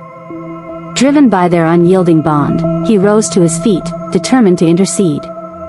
"Your love is strong. But to find peace, you must let go of the sorrow." "Let go?" Hassan questioned, confusion filling his gaze. "How can I let go of the love that defines my very existence?" "By cherishing that love and releasing the pain," Amir implored earnestly. "You are both tethered to this world by your grief. Layla has searched for you for centuries, but you are lost to shadows." As Amir's words hung in the air, Layla's spirit flickered beside him, a radiant glow emerging amidst the shadows. "We need closure. I long for you, but the suffering has bound us both to an endless cycle." The energies surged, and Amir felt the cave quaking in response. The shadows seemed to caress Layla's visage, but as she intertwined her essence with Hassan's, the shadows dissolved further. "Together, we can sever the bonds of despair," Amir urged. "Remember the joy of your love. Acknowledge the darkness, but let it become a part of your memory, not your prison." As the two spirits gazed into each other's spectral eyes, emotions swirled, a recognition, a yearning, and the understanding that love was not just an anchor but a beacon. "Amir," Layla whispered, her voice trembling. "Guide us to closure." With newfound strength, Amir stepped forward, placing his hands above the shimmering pool. "Together, we will release the sorrow." He felt an overwhelming wave of energy radiating through him, the balance of love and loss entwining. Shouting the words into the ether, Amir channeled all the feelings contained within the winds of the desert, to the shadows, the spirits entwined in grief, and ultimately to Layla and Hassan. "Let go. Embrace your love and free your souls." The world began to spin as their spirits entwined, fraying under the pressure of release. The candles in the sanctuary surged to life, illuminating the chamber with a bright glow. In a torrent of shimmering energy, Layla and Hassan clasped each other's hands, their forms shining like stars newly ignited. "We will always cherish our love. We release our pain to the winds and find solace in the sands," Layla exclaimed, her voice echoing like music against the walls. As their spirits began to dissolve into a radiant burst of light, the energies grew stronger, swirling in a dance that filled the chamber with love and light. Amir watched in awe, tears streaming down his face as the spirits merged, a gentle cascade of shimmering stars taking flight amidst the darkness, soaring toward the sky. The shadows receded, fading into nothingness, their cries relinquished by the power of love's embrace. "Your love binds you, forever free," Amir whispered, knowing they had transcended existence, their souls soaring together across the vast desert. As the last traces of energy dissipated, Amir felt the chamber begin to crumble. The very structure around him trembled, and fear gripped his heart. He had to escape. Racing through the labyrinth, Amir found the exits hard to navigate, the corridors shifting with each heartbeat as if laughing at his desperate flight. The walls groaned, stones collapsing around him. He stumbled as he ran, narrowly avoiding their descent as his pulse thrummed wildly. Emerging into the open air, Amir drew deep breaths, filling his lungs with sweet, liberated air and sunlight. The oasis had transformed, no longer an empty shell but an intricate dance of colors, flowers swaying in the air. Where shadows once haunted, light reigned. The spirits of the lost no longer lingered, the energies of love and joy danced across the landscape. Amir stood at the crest of the dune, looking back at the vibrant oasis before him. The boundaries between life and death had shifted in that sacred moment, the oasis reborn, filled with life and laughter. The spirits of Layla and Hassan soared above, now embraced in freedom, their pain absolved. Returning to the village, Amir shared the heart-wrenching tale of love, loss, and liberation. The villagers listened, their eyes widened with each revelation of hope and redemption. It was then, in a shared understanding, this legend would forever endure. Though Layla and Hassan had passed, their story lived on in the hearts of those who shared it, breathing life into every whisper of the wind across the sands of time, the eternal reminder that love cannot be contained, that it transcends past, present, and future. As night fell, the village would chant softly to the stars, the winds carrying their echoes across the still desert, a story of deep love and longing, forever in the ether where shadows once roamed free. The curse had lifted, a new dawn replaced the fateful night of despair, where stillness emanated through the land, chanted above by the very winds that once whispered sorrow. And so, the legend of Almazar lived on, breathing love into every heart, reminder of how hope shines brightly against the teeth of darkness, weaving an eternal tale through the sands of time. Story number 8. The Haunting of the Tennessee River Tale, terrifyingly long. In the small town of Jackson, nestled alongside the mysterious Tennessee River, life flowed like the waters that wound through its heart. The summer of 1853 was hot and heavy, and the air buzzed with tales of laughter, love, and the occasional ghost story that sent shivers down the spine. Natural beauty adorned the town, a landscape that mirrored the turbulent yet enchanting nature of the river itself. Among the community was Eliza, a young woman with dreams as vivid as the colors of a sunset. Her days were spent weaving lace and tending to gardens, but her heart found joy in the moments spent with Thomas, a rugged fisherman with eyes as deep as the very waters he navigated. Each evening, as dusk painted the world in twilight hues, Thomas would prepare his skiff, promising to return with a bountiful catch. Eliza would stand at the riverbank, her heart swelling with anticipation, watching him disappear into the depths of the river. "One day, Thomas," she would whisper, "will have a life filled with laughter and love." Little did she know that fate had darker designs in store. On a night when the sky was a canvas of storms, a warning was whispered among the townsfolk. Thunder rumbled like the growls of restless spirits, and the sky lit up in electric flashes, illuminating the surface of the river, which churned and roared. Thomas, ever the adventurous soul, set out on that treacherous evening, confident that he could outwit the storm. As Eliza watched him leave, her heart tightened in her chest, a feeling of dread circling her like vultures. "It's just a storm, my love," he smiled, his light-hearted demeanor a stark contrast to the encroaching shadows.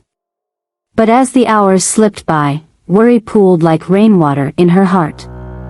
With each clap of thunder and gust of wind, she felt the pull of uncertainty. As midnight approached, fear seeped into her bones. She ran to the riverbank, calling out for Thomas, her voice lost in the cacophony. The river, once a source of joy, now seemed an abyss, a black pit ready to swallow the brave and the foolish alike. Time seemed to stretch into inevitability, and as dawn broke, the storm relented, leaving behind a haunting calm. When the townsfolk gathered at the edge of the water, whispers filled the air. Thomas's skiff had capsized, but Thomas was nowhere to be found. Search parties combed the banks, but the only evidence of his presence was a single, discarded fishing line tangled in the reeds. Days rolled into weeks, and Eliza's vibrant spirit dimmed. She turned from laughter to silence, from light to darkness, her heart echoing with loss. Each twilight, she found herself at the riverbank with a lantern in hand, her tears mingling with the water reflecting the stars. The townsfolk spoke softly of her drag through the shadows, her cries haunting the evening air. "You should leave it be," an old woman advised her, "the river has claimed him, and it will not give him back." Yet, Eliza remained steadfast. She believed in the power of love, convinced that the river might hear her voice and grant her a miracle. Despondently, Eliza began to call for Thomas each night, her voice weak but filled with hope.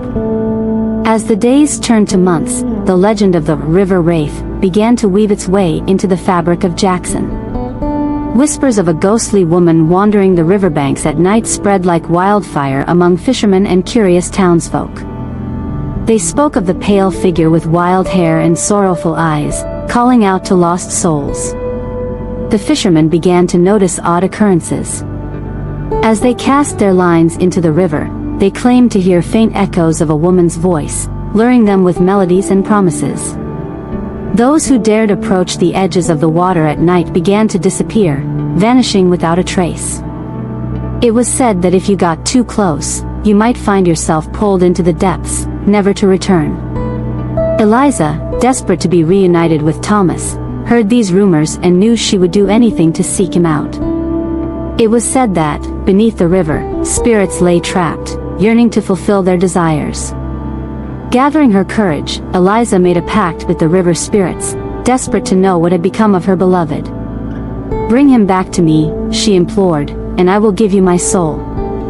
The waters shimmered ominously, reflecting her torment, and for a moment, the world fell silent. Then a cold rush enveloped her, and the currents began to swirl.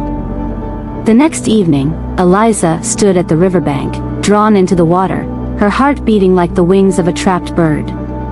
As she waded deeper, the river pulled her down, and the darkness enveloped her. It was then she found herself in an ethereal realm, both hauntingly beautiful and terrifying.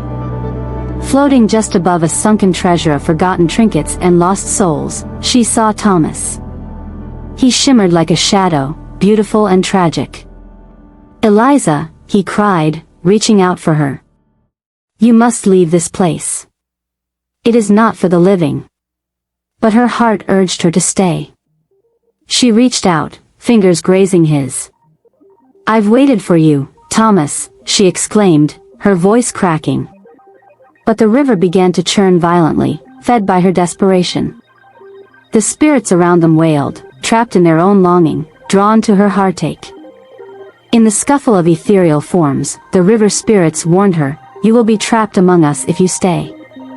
The price of love is a terrible burden." But Eliza was undeterred. In that moment, her determination reignited Thomas's spirit.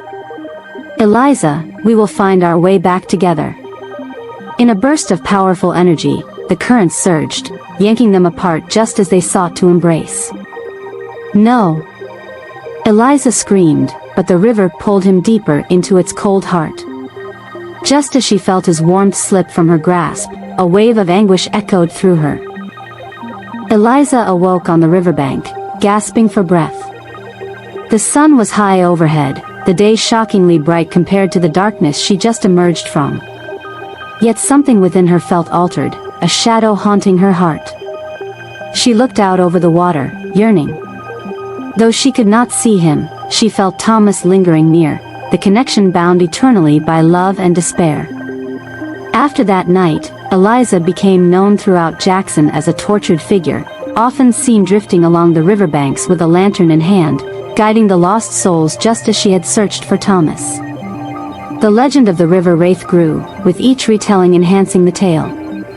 People would gather around fires, sharing her story, warning travelers to beware the river's edge, especially on moonlit nights. Some fishermen claimed that on dark nights, when the water was still and the air thick, Eliza could be seen standing, waiting with a lantern. They swore they heard her soft melody in the whispers of the wind, calling out for Thomas, a haunting lullaby that lulled many to sleep while inspiring nightmares for others. Years passed, but Eliza's longing never faded. As the twilight hours approached, she continued to walk the banks, her heart aching with unfulfilled dreams. Villagers grew accustomed to her presence, sometimes leaving lanterns along the shores, as if to comfort her spirit. One fateful evening, a new fisherman, curious and unaware of the tales of Eliza, ventured out onto the river. His boat glided through the water, a fading men's laughter echoing through the twilight. Suddenly, he heard it, the soft, sorrowful call of a woman, luring him close to the edge. He followed the sound, mesmerized, heart racing at the beauty that seemed to dance just out of reach. Eliza, absorbing the presence of a living soul so close after years of isolation, felt hope rekindle within her. As she approached him, her outline glimmered, radiating pale light against the encroaching darkness. "Stay with me," she urged, her voice thick with longing. But the fisherman, wise to the stories of old, felt the chill of the river's grasp. "Who are you?" he demanded, stepping back instinctively. Upon hearing his question, Eliza felt the weight of her curse settle upon her once more and retreated, disappearing like a wisp into the mists. The fisherman, heart pounding, rowed back to safety. Yet he could not rid himself of Eliza's presence. Haunted by the encounter, he told of her in taverns, recounting the deep sorrow behind her beauty. No one must approach the river on moonlit nights, he rallied the townsfolk, warning of the dangers that siphon souls. Yet the tale of Eliza and Thomas intertwined with each passing year. As the seasons turned, so too did the lives within Jackson. Children grew up listening to the story of the river wraith, the girl who could never move on, an echo of love that became a cautionary tale. But even more compelling were the tales of those brave enough to venture close, claiming to hear whispers of her plea. "Tell him I still wait," they said, sharing stories that sparked curiosity in the hearts of the town's youth. Amidst the gentle ripples of the river, a new generation began to form its bonds, intertwined with the legacy of Eliza's love. Couples, weaving their dreams by the riverside, found themselves drawn into the stories spun by elders, chilling yet captivating. Their hearts full of hope, young lovers dared to approach the water, sharing sweet promises under the watchful gaze of the moon. They dared to call out to Eliza, "We will find Thomas. We will help you." Giggling, the youth tossed flowers into the current, believing that their innocent gestures might soothe her longing spirit. But the river remained an enigma, respecting neither time nor the heart. Those who went too close often felt the chill of a warning, a fleeting terror as shadows flickered at dusk. Yet Eliza continued to wait, her love eternally unyielding, an anchor in the turbulent waters of memory. As the years slipped by, Eliza's legend remained both chilling and oddly comforting, a reminder that love, whether lost or fulfilled, binds souls far beyond the grave. The true nature of the river was both sacred and treacherous, holding memories of lost lovers and the hearts of those who dared to dream. One stormy night, a new storm brewed over the Tennessee River, fierce and unrelenting. The townsfolk gathered inside their homes, the air heavy with apprehension, tales of Eliza raging in their minds. Yet far from the safety of the houses, a brave individual ignored the warnings and set out onto the river's tumultuous surface. They were met by waves crashing against the skiff, but as thunder ripped through the night, a bright flash illuminated the figure of Eliza, more radiant than ever. The figure glided through the air, drawing near, her voice echoing above the storm. "You've come for me?" The brave adventurer, though terrified, took a deep breath, heart racing at the truth that beckoned. "I am here to help you find him," they called back against the wind. "You need not be alone any longer." In those words, a flicker of hope ignited within Eliza. The energy pulsed like the beating of a heart, the rivers beginning to calm as if the spirits themselves felt her longing. For a moment, the storm softened, creating a pocket of serenity around the weary figure. As dawn broke, a soft glow enveloped the banks, illuminating the meeting place of lost souls and unyielding love. With renewed conviction, Eliza drew close to the adventurer, wrapping her spectral form around them. "Take me to him," she pleaded. And then, in a brilliant surge of warmth and light, the two figures merged into one, a bond of love that transcended all loss, illuminating the waters in hues of gold and silver. With the adventurer's bravery completing the cycle of love and loss, Eliza's spirit embraced Thomas once again where the river pooled with golden light. The haunting calls of yearning transformed into a symphony of heaven, echoing across the story-laden waters. The river shone like never before, blessing the banks of Jackson with a tranquil aura that soothed all who dared to approach. No longer a vessel for sorrow, the waters held a gentle website weaving tales across generations. Eliza and Thomas's yearning transformed into whispers of hope, tales of love muted by despair now pulsed with vibrancy. The legend of the river wraith endured but now appeared as a reminder that love could heal, bringing lost souls together at last, a culmination of eternity where passion and longing met. Jackson thrived, forever entwined with the wilderness of the Tennessee River, the eternal embrace of lost hearts coloring the nights with the soft glow of lanterns. It became a living testament of love's endurance, the playful dance of seekers and dreamers surrounding the riverbank, forever grateful for the tale of sacrifice, devotion, and echoes of love whispering through the currents. In the ever-flowing waters, Eliza and Thomas smiled down from the depths, two souls united, echoing a promise that love, though at times cruel and devastating, ultimately holds the power to illuminate even the darkest of waters. The haunting never truly ended, but it transformed, the legend of the river wraith carrying forth into the world, a promise that the beauty of what was lost could, indeed, inspire new love to flourish.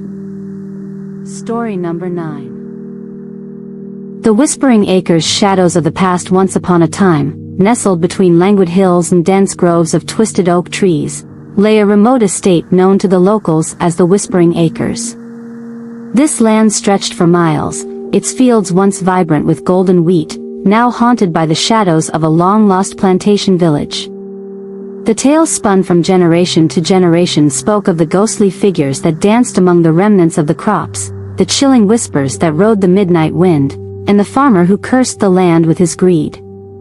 The lore began years ago in the countryside of Misty Hollow, where a proud and ambitious farmer named Elias Grimshaw carved out a legacy. He was the son of poor laborers, having vowed to himself that he would rise beyond the shackles of poverty. With tireless diligence and relentless ambition, he worked the land, growing it into a flourishing plantation that produced the finest sugarcane in the region. Mist and the scent of sweet molasses wafting through the air were whispers of the hardships suffered by the workers who toiled endlessly under the sun, each drop of sweat mingling with the toil of unfair treatment. As the prosperity spread, so too did Elias's contempt for the men and women who labored faithfully for him. His heart hardened with greed, and soon he saw them not as human beings but as mere drones, invaluable only for their back-breaking labor. The plantation village that grew beside his estate, home to dozens of families, echoed with laughter at dawn but muttered curses in the silence of the night. A stormy night forever etched itself in the annals of Misty Hollow. The townsfolk spoke of the Harvest Festival, an event meant to celebrate the labor of the season. Instead, it turned into a night of betrayal. Fueled by envy for a neighboring farmer's fortunes, Elias's fury consumed him. In a wild outburst, he gathered those present and shouted to the heavens, "May I wither and rot upon this land if anyone ever dares to resist me." With his curse soaring upon the wind, the ground rumbled ominously, and shadows danced through the night. The anger of the spirits of the land rippled through the air like a powerful current, and in that moment, a mighty crack of lightning struck the heart of Whispering Acres, burning the crops and the hope of the land. As the sun rose the next day, the devastation was apparent. Crops lay wilting, the village beset by misfortune, families began to pack their bags, desperate to escape the twisted fate that had clutched them tight. Soon, no laughter echoed from the fields, only the eerie whisperings of the spirits woven into the very fabric of the land. Years passed, and a thick veil of mist enveloped Whispering Acres. The farm became a legend, avoided by the superstitious, treated like a haunted shepherd's tale. Yet a small fire of curiosity sparked within the hearts of adventurous souls, and each Halloween, brave groups dared to wander into the realm of shadows. One Halloween night, a group of 5 friends, Claire, Matt, Ella, Ryan, and Belle, decided to step beyond the threshold. Eager for thrills, they spoke of the stories that haunted the local tavern, kindling excitement as they gathered their gear, flashlights, snacks, and a journal in which they intended to capture any ghostly encounter. Under the pale gleam of a waxing moon, they made their way through the woods that bordered the estate, the gnarled branches twisting above like skeletal fingers reaching for them. The air thickened with a chill as they neared the entrance to Whispering Acres, marked by an ancient wrought iron gate that creaked ominously as they entered. As they stepped into the vast expanse of the plantation, Claire felt an electric energy course through her. Shadows moved in the distance, morphing into flickers of what appeared to be figures swaying among the sugarcane, and for an instant, she thought she caught a flash of a familiar dress from a time long past. "Did you see that?" she gasped, pointing into the darkness. The others nodded, equally spellbound yet terrified. "Incredible," Matt whispered, his voice barely audible. "I've heard the stories, but seeing it makes me believe."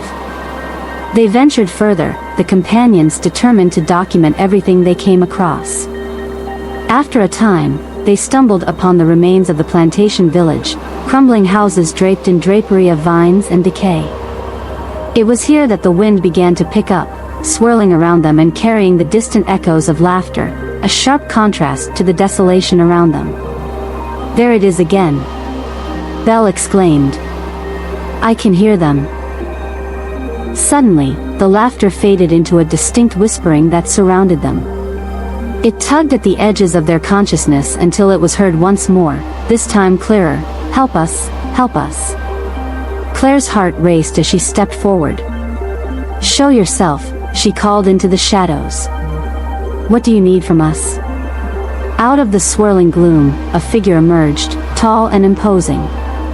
The friends gasped as they beheld the apparition of Elias Grimshaw, his ghostly form flickering between the remnants of his former glory, a farmer cursed to walk these fields for eternal nights, tethered to the misery he had wrought. "You dare disturb my eternal labor?" Elias's voice boomed, echoing with a sorrow deeper than the grave. Claire swallowed her fear and found her voice. "No, sir.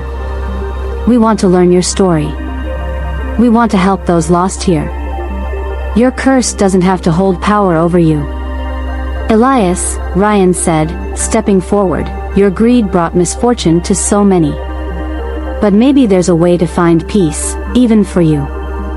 The restless spirit seemed to shift, a flicker of recognition passing through its gaze. "Peace," he echoed, his tone softer yet haunted. "My life was forged in ambition, but it crumbled beneath my greed. The souls I stole from the land suffer." With those words, the ground quaked again, bringing forth ghostly visions, pictures of families working, mothers weeping, and joy that turned to despair. The friends watched in horror as they witnessed the lives torn apart by Elias's arrogance. Claire, feeling an overwhelming wave of empathy, stepped closer. We can't change the past, Elias, but the present can still be defined. Let us restore the plantation village. Let us celebrate the lives you so carelessly overlooked. At her words, a gust of wind surged through the plantation, swirling violently before settling into an eerie calm. A profound silence engulfed them. The friends exchanged glances, astonished at Claire's bravery. Yet, it was Elias who responded. You would defy the boundaries of the past, for the sake of souls long gone? Yes, they shouted in unison, their voices mingling with the gentle call of the night. The harvest festival can return. We won't just remember the lost, we will honor them, and you, Elias.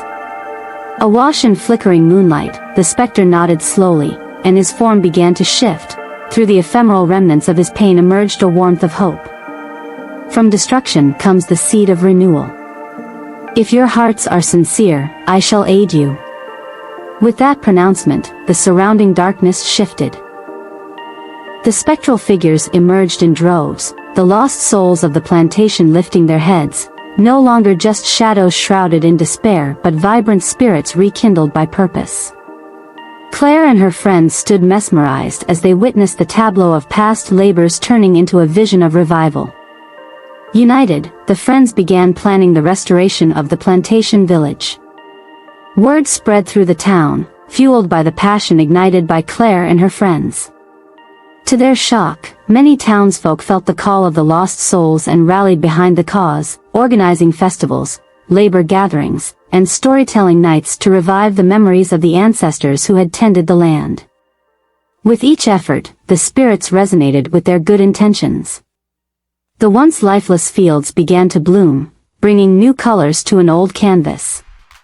Every dig, every planting, and every shared meal seemed to bring echoes of laughter back into the air, echoes of the children who had once played among the fields of Whispering Acres.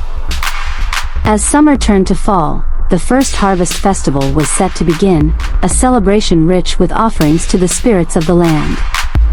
The townsfolk gathered beneath the glow of lanterns, with laughter mingling with the wind.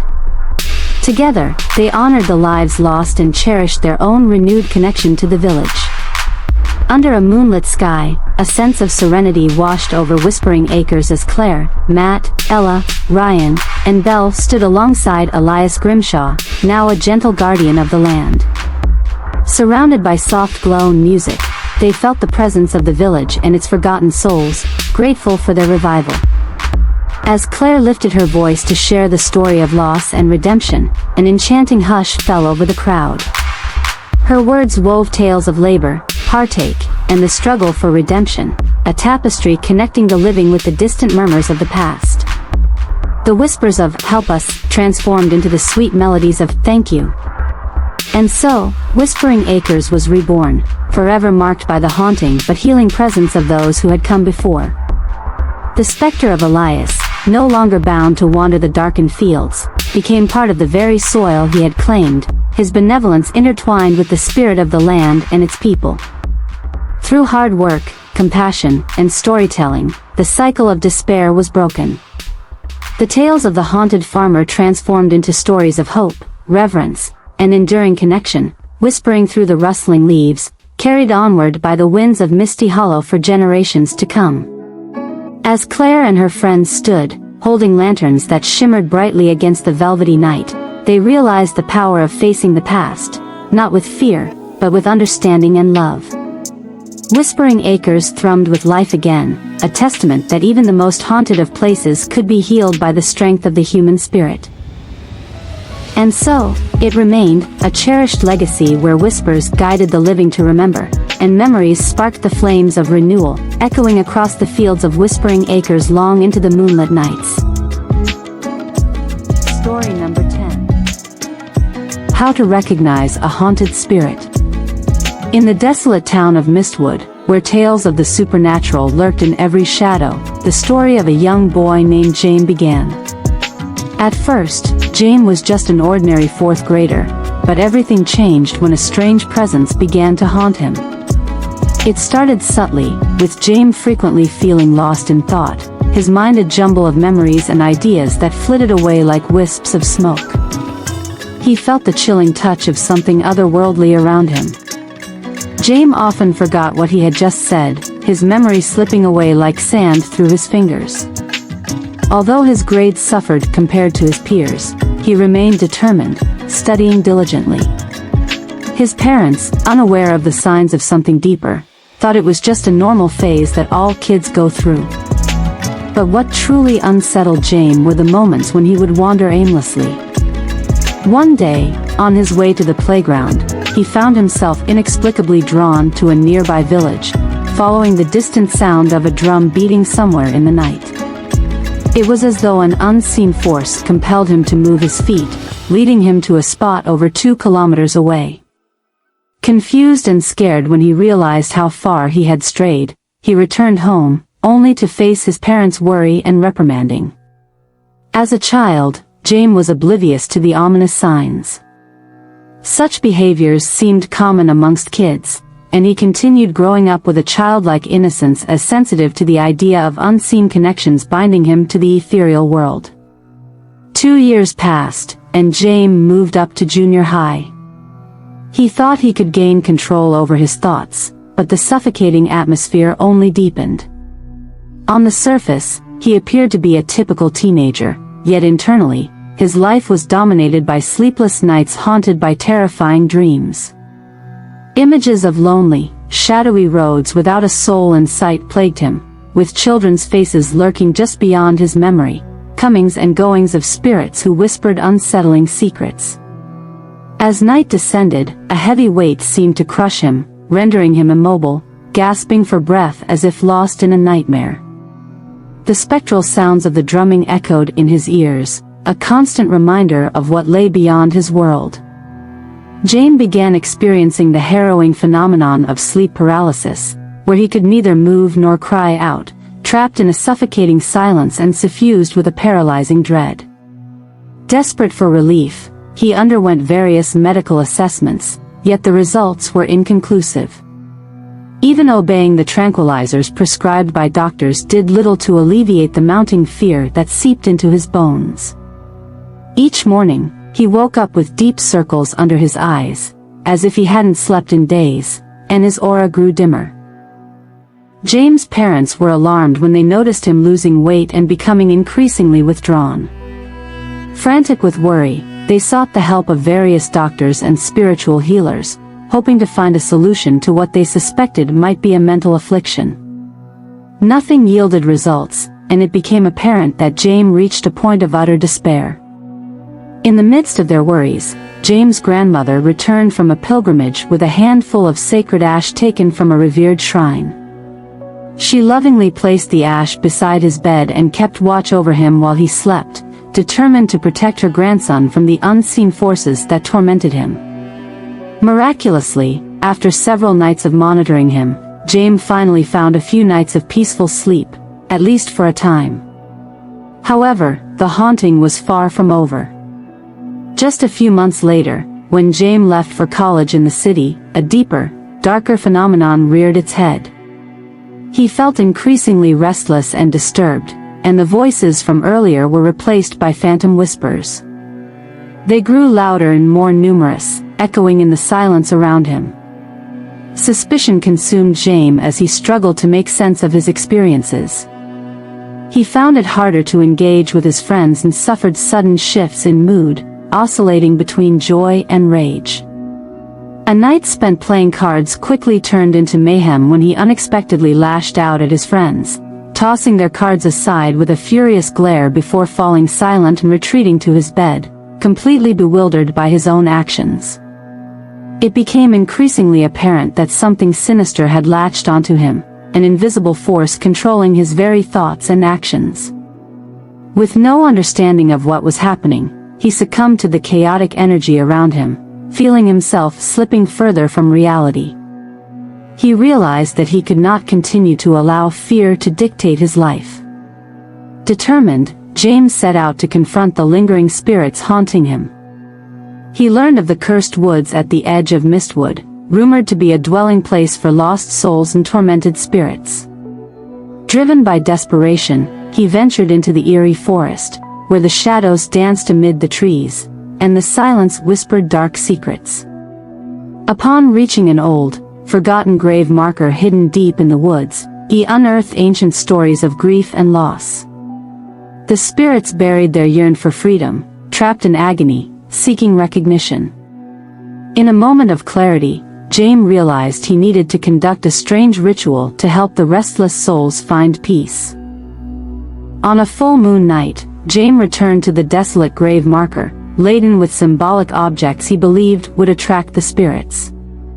With trembling hands, he recited forgotten incantations, but instead of peace, an ominous energy filled the air. Shadows began to contort and writhe, creating a cacophony of whispers that stirred his deepest fears. Suddenly, a bone-chilling wind rushed through the clearing, and a dark figure emerged. To James' horror, it resembled a child he had seen lingering around him since the beginning of this ordeal. A suffocating dread washed over him. He was trepidatiously linked to this world of the supernatural. Realizing he had to confront his past, James summoned all his courage to step forward. No longer would he merely be a pawn in this twisted game of fear. As he faced the shadow, he opened his heart, acknowledging the pain of the lost souls that surrounded him. He vowed to help them escape their suffering, confronting the anguish that bound them to the mortal realm. Amidst the turmoil around him, he yelled, "I will help you." In that instant, the atmosphere around him felt as if it was ripping apart, darkness receded, and brilliant beams of light illuminated the night. When dawn broke, James awoke to find a renewed sense of peace enveloping him. Although troubled memories still pulsed in his mind, he had learned how to coexist with the remnants of his past, turning them into reflections rather than chains.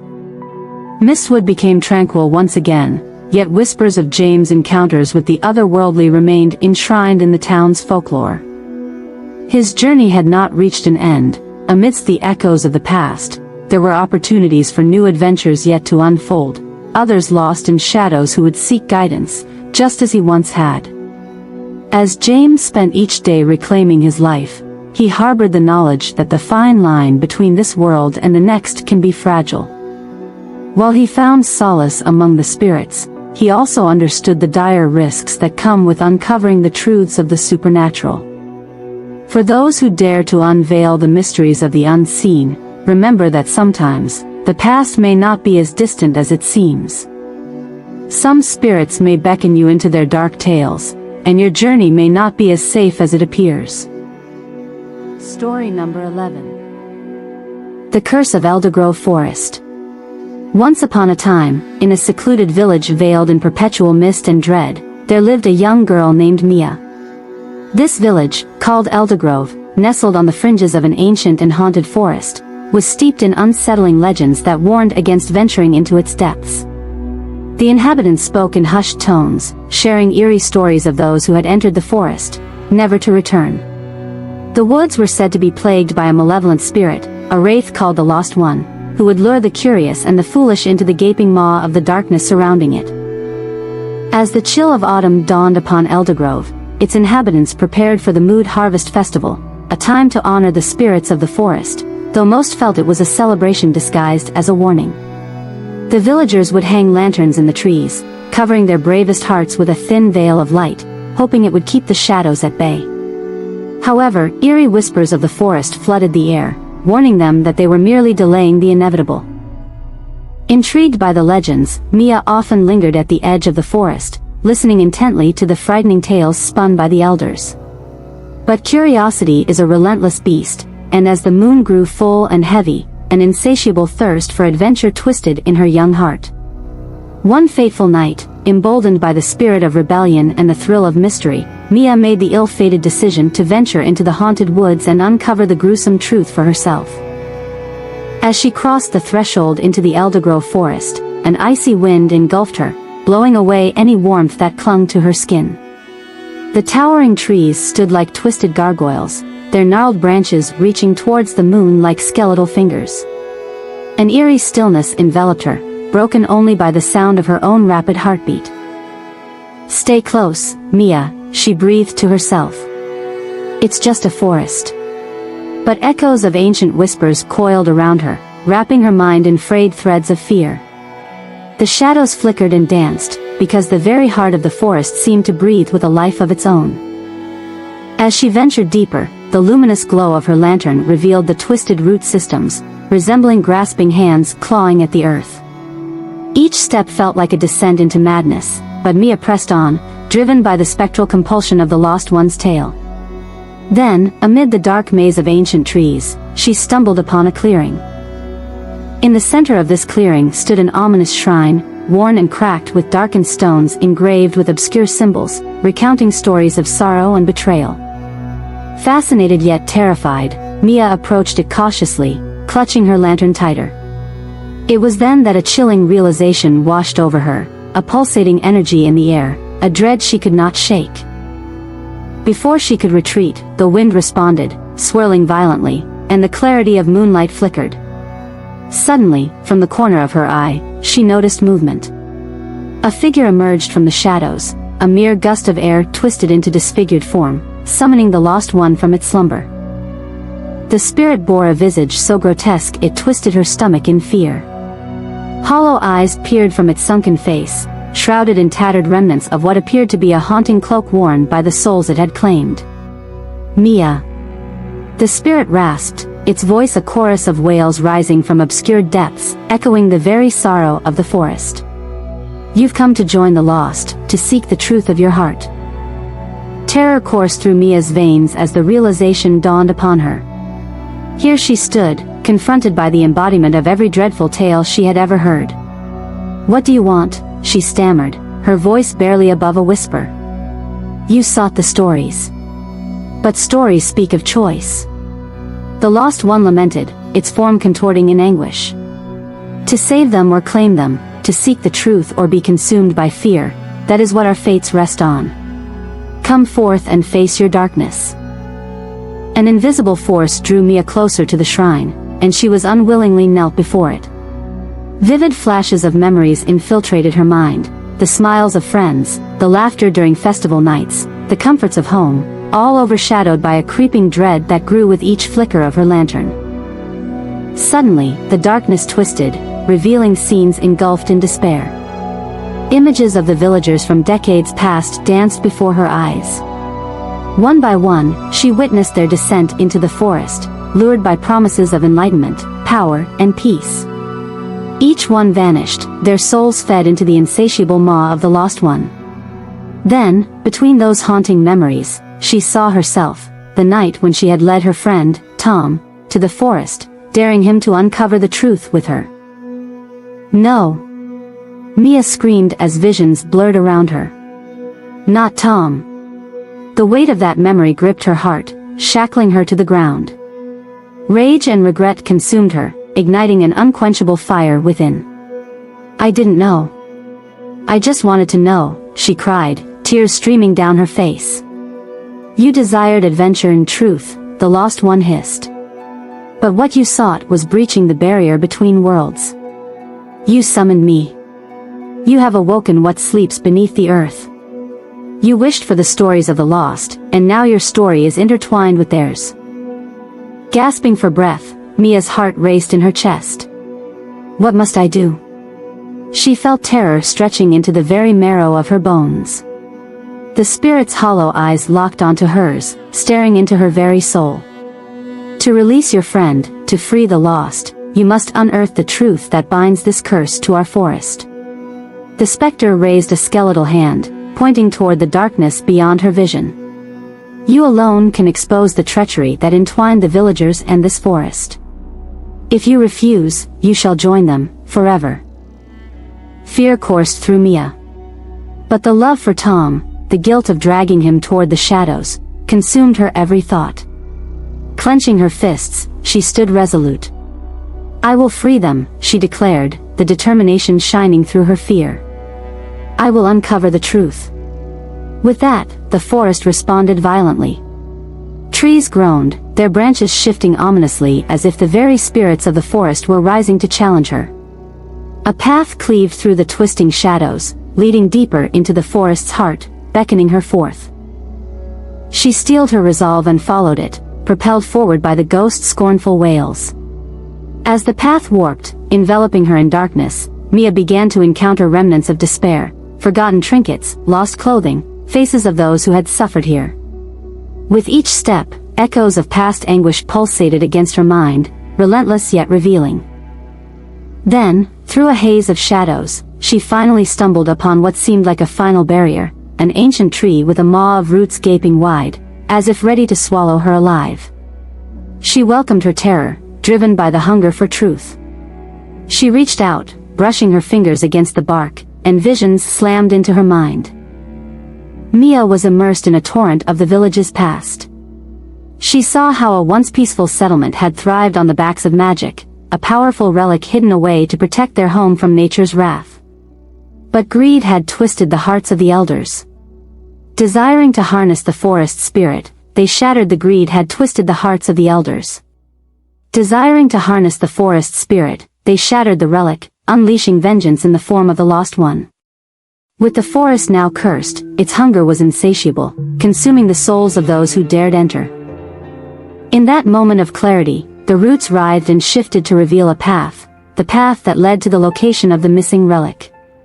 Summoning every shred of courage within her, Mia plunged into the darkness. Step by step, fear became her ally, determination forged anew with every damned soul she encountered. Faces of friends lost in the forest stared at her with pleading eyes, spurring her on toward the relic with a resolve only those haunted could muster. Finally, within the deepest shadows, she found it, a shimmering shard pulsing with haunted power, sorrowful and desperate. As she reached for it, a sensation of warmth surged through her. This was hope, the village's hope. She grasped it tightly, empathy and grief intertwining with strength. The moment her fingers clasped the relic, an eruption of voices reverberated through her mind. "You must restore the balance," the echoes shouted. "Reunite the spirit with its love, or surrender to the darkness that shapes your destiny." With the ethereal shard glowing, Mia raced back, dodging phantoms that clawed for her. Fear and exhilaration merged into the pulsing rhythm of her heart. As she reached the clearing, the lost one loomed, realization dawning upon it. The moment had arrived. "Mia! You foolish girl, do you think the light can save you?" the spirit shrieked, anguish twisting its form. Shadows writhed around them, seeking to snatch Mia into the abyss. Without hesitation, Mia raised the shard high. The light pulsated and cascaded around her, and in that moment, she saw Tom, his frightened eyes searching for her within the shadows. "Mia! Help!" The bond of love and guilt surged fiercely, imbuing Mia with the power of clarity. "I free you," she declared, flinging the shard toward the lost one, who recoiled as if wounded. The shard launched forth, embedding into the spirit's chest, igniting it with blinding light. Amid piercing wails, the spirit fractured into shimmering sparks, revealing a vision of a long-lost lover, Tom, standing beside her, released from his torment. Suddenly, everything became still. The shadows faded away, the oppressive grip of darkness released. And the villagers appeared, some smiling, some weeping, all bathed in the soft light. Eldergrove that night transformed into a place of peace, reclaiming its identity from years of horror. But in a twist of fate, as Mia took a step forward to embrace Tom, she found herself bathed in the shadows once more, the warmth of the village vanishing. The light that had pierced the darkness began to flicker and wane. "You have freed their souls, but at a price," the lost one's voice rumbled through the remnants of the forest, cracking like thunder. "To return the balance, one must stay behind." In a flash, the vision of her village flickered once again, and all around her faded, leaving only Tom by her side. A choice loomed before her: stay and fulfill the darkness of the lost one, or return and leave Tom forever trapped. As tears spilled down her cheeks, Mia whispered, "I will not abandon you." But that promise shattered, as Tom reached for her, his eyes pleading. "You have to go, Mia. You have to live." I became the lost one as Tom reached for her, his eyes pleading. "You have to go, Mia. You have to live." I became the lost one to protect you, don't you see? Understanding illuminated her heart. "No," she cried, desperately fighting against the pull of the spirit's dark whisper. "I won't let you go." Story number 12. Shadows of Eldridge Park. In the quaint but sinister town of Eldridge Hollow, where the fog rolled in like a spectral tide, life had a rhythmic cadence. Retired and unburdened by the rush of work, Samuel found himself lost in the labyrinth of his newfound leisure. Each day, he donned his faded sneakers and stepped out into the ethereal embrace of dawn, embarking on his daily ritual of walking. In winter, he strode through the desolate streets of Eldridge Hollow from 7 to 9 a.m.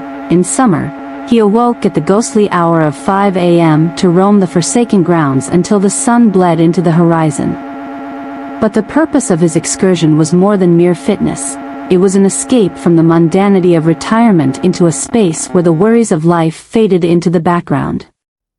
With his modest home a mere 400 meters from the cursed Eldridge Park, the convenience of his routines masked a chilling truth. This park, sprawling across over 20 acres, built with an excess of funding that seemed almost cursed at ghostly 1,000 billion, was shrouded in an aura of death and despair. Designed with an ominous nod to the spirits of the departed, it housed a cemetery for the town's political elite, resting places shadowed by towering oaks and twisted vines. From the aerial view, the cemetery appeared as a dark stain on the landscape, encircled by stagnant ponds that bubbled with secrets long buried. Behind the cemetery loomed the district's funeral home, where mournful dirges echoed daily, puncturing the stillness with melancholy. There lay a disquieting narrative whispered among the townsfolk. Certain days were deemed inauspicious for funerals, tales spoken in hushed tones by flower vendors who spoke of curses tumbling from the lips of the dead.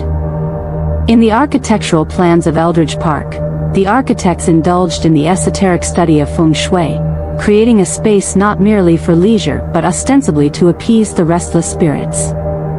Locals joked about the park as a haven for wandering souls, a spectral battleground between the vibrant lives of the living and the relentless hauntings of the deceased. The whispers of the living mingled with the moans of the dead, creating an unsettling symphony that played throughout Eldridge Hollow. The park, once a promising venture for the community, had descended into neglect. The city's mayor had been embroiled in scandal, disappearing into the shadows of legal troubles, leaving the park to rot. Over time, nature reclaimed its territory, with weeds swarming over benches like grasping hands, and once welcoming trails were shrouded in darkness, inviting only the desperate souls seeking refuge from their own demons.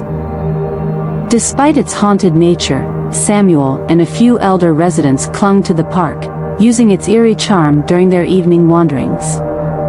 Each day, Samuel would walk around the largest of the park's pond, completing about ghostly 9 laps within an hour. But one fateful day, ominous clouds rolled in swiftly, shrouding the sun and casting deep shadows over Eldridge Hollow.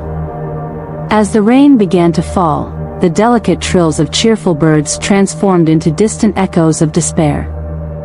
Samuel sought solace in a decrepit octagonal shelter near the funeral home, hoping to dodge the downpour while pausing his routine. Nearby, a young man named Sam, perpetually engulfed in an obsession of fishing, sheltered beneath a worn raincoat that looked as faded as his spirit. Samuel had known Sam from his regular appearances by the pond, although they had never shared more than fleeting glances.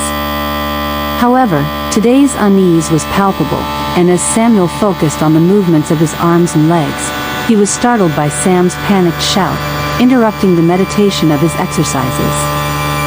Without a moment's hesitation, Sam hurled his fishing rod into the murky waters, tossed aside his shoes, and vaulted over the iron fence that bordered the pond, his frantic cries echoing off the walls of Eldridge Park. Samuel watched, bewildered and frightened, as Sam sprinted away, fear etched across his face, never once looking back. Glancing down at the pond where Sam had cast, he peered into the depths. He could see black waters roiling ominously, bubbling violently as if something beneath stirred. Then all at once, silence reclaimed the pond, its surface once again still and sinister. Hushed cries from the funeral home penetrated the air, the mournful sounds snaking through the trees. Samuel continued his luminal exercises, the rain easing outside. But the unease rooted itself in his heart, the image of Sam's pale face carved into his memory. When the rain ultimately ceased, Samuel decided to forego his remaining laps, retreating home instead. Weeks rolled by, each day bleeding into the next until he found himself seated at an aged cafe nestled in the heart of Eldridge Hollow. Sipping his coffee, a familiar face approached him, echoing greetings from the past. It was Sam, his features drawn tight, shadows lurking beneath his eyes. Samuel managed a smile, memories of the terrified young man flooding back. "Mr. Samuel, do you recognize me?"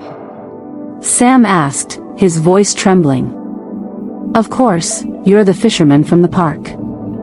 What happened that day you ran away?" Sam swallowed hard, eyes darting, and insisted, "I experienced something that day. I believe I encountered a ghost." As he recounted the horror, a chill slithered down Samuel's spine. Sam described how he had been fishing under a thick haze of rain when the buoy sank suddenly, and he felt a force tugging at his line. Believing it to be a large fish, he had tightened his grip and reeled with all his strength, only to be greeted by a horrible sight. Emerging from the black waters was a hand, emaciated and frail, its skin a ghastly contrast of dark and pale, fingers long and gnarled with sharp, curling nails that scraped the surface. Sam's voice cracked as he spoke of the grotesque laughter, an unsettling, bubbling sound that echoed in his ears, a hollowness that consumed him whole. In his terror, he had fled, abandoning his rod and shoes. The thought of returning to retrieve them sent shivers through him, a thought that echoed in his mind, gnashing at the walls of sanity. "You were gone before I could call for you," Sam lamented. "I've not fished since that day." Samuel listened, terror gripping him as Sam's fear dripped into the shadows of Eldridge Park, transforming it from merely spooky to something far more malevolent. In the subsequent days, Samuel found himself unable to escape the weight of dread that weighed upon him like a shroud. As twilight deepened, he began avoiding the park altogether, walking instead around the outskirts of his little hollow. But always, the whispers of the dead and the remnants of Sam's tale clung to him like the fog, haunted by the invisible eyes that watched from the depths of Eldridge Park. Yet, the more he avoided it, the more its sinister pull grew stronger. The townsfolk had their stories, tales of nightmarish fishermen, gnarled hands dragging victims beneath the waters, laughter echoing through the park, persistent as the fog. There were rumors of souls trapped in the depths, unable to break free. Frisked with unease, he felt an irresistible urge to confront his fears. One dreary evening, armed with little more than a flickering flashlight, he stepped toward the park once more, determined to seek answers amidst the shadows. With each tentative step, the park opened like a great maw, swallowing the light and amplifying the rustling whispers of unseen specters. As he approached the pond, the familiar sense of dread clawed at him. The air was colder here, the shadows denser, as if the trees leaned in, conspiring against him. Each plop of water sent shivers dancing down his spine, and a chorus of laughter echoed in the silence. It sent echoes of his sanity skittering away. Samuel stared into the darkened waters, half expecting to see the ghostly figure reach up once more.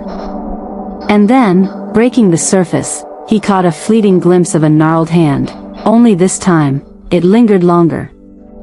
Heart pounding, he turned to flee, the sound of his footsteps mixing with the symphony of laughter rising like a crescendo behind him.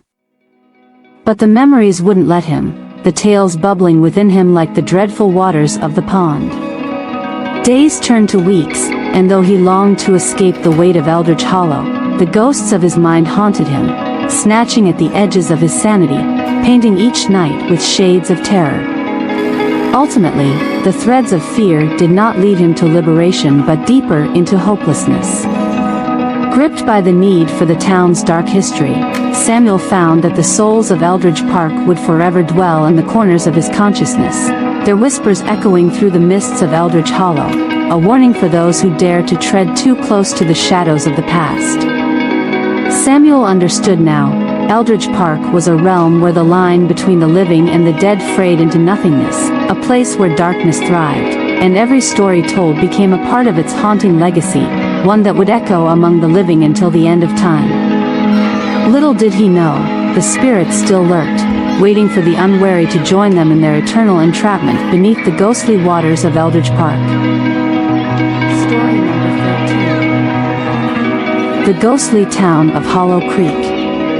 In the eerily quiet town of Hollow Creek, where the fog curled around the gnarled trees like ghostly fingers, Clara felt a chill run through her bones as she lay in bed. The weight of the darkness in her room was suffocating, and as she struggled to find sleep, a familiar presence invaded her thoughts. Suddenly, she felt a cold grip on her wrist, sending shockwaves of terror through her. Before she could scream, Victor, her betrothed, pinned her to the bed. His body was uncomfortably cold, and Clara caught a glimpse of crimson light illuminating behind him, casting unnatural shadows on the walls. "Please, Victor." "I can't," she began, her voice trembling. The memories of their troubled relationship flooded her thoughts, but it was a horror far beyond that which haunted her now. Clara felt the painful remnants of an old injury scream in protest as he leaned closer, a menacing grin stretching across his face. "What type of bride are you if you refuse me? Mother bought you for my satisfaction, and I'm not one to take no for an answer." Victor's words dripped with malice as his hand tore at her dress, leaving behind a stark vulnerability. "Please. I'm not ready for that. My body is not yours to command, especially tonight." Her cheeks burned with shame, feeling like prey before a predator. "Don't you see how delightful your fear is?" His laughter echoed eerily, vibrating through the atmosphere, making her skin crawl. She looked into his bloodshot eyes, but despair gripped her heart as she saw the flickering shadows that danced behind him, whispering her name. Just as Victor reached for her, a strange force hurled him back as if he had been struck by an unseen hand. He fell to the ground, a cry escaping his mouth as flames licked cruelly at his skin. What is happening?" Victor screamed, but Clara felt a strange sense of relief wash over her, even as her own fears twisted within. Wasting no time, she pulled the blankets around herself for protection. "It seems tonight is not your night, Victor. Perhaps you should seek your rest somewhere else." Clara's voice quivered, wrought with sinister delight at his misfortune. "Remember this moment." He barked before retreating into the shadows, leaving only silence in his wake. Clara awoke, drenched in sweat, heart pounding, her surroundings shifting back into the mundane world. It had only been a dream, yet it felt so real. The cold chill lingered against her skin, the imprint of his touch burned in her mind. The hours crawled by, but sleep evaded her. As the roosters heralded the dawn, she gathered herself, wiping tears from her eyes, feeling unshakably haunted. Morning tragically came with the arrival of Annie, her servant, with a concerned gaze that matched the unease in Clara's heart. "Did you sleep, mistress? You look deathly pale." I don't know how to describe it," Clara mumbled, feeling the weight of the dream heavy on her soul. The eyes of the town weighed down like a foreboding prophecy. She felt the shadow of the house disapprove of her every action. Annie began preparing her for the day, brushing her hair and applying pale powder to mask the sleepless night. "Today, you have to serve tea to Madame Beaumont. I hear she is in a foul mood." When Clara finally faced the formidable Madame Beaumont, she felt the penetrating gaze of the matriarch as it bore through her. "Serve me tea, but first, tell me what transpired last night that made Victor civil enough to stay away." "Nothing happened, madam. Just a night of..." Clara hesitated, recalling the foreboding whispers that echoed in her mind. Madame Beaumont's expression darkened, eyes narrowing like a serpent.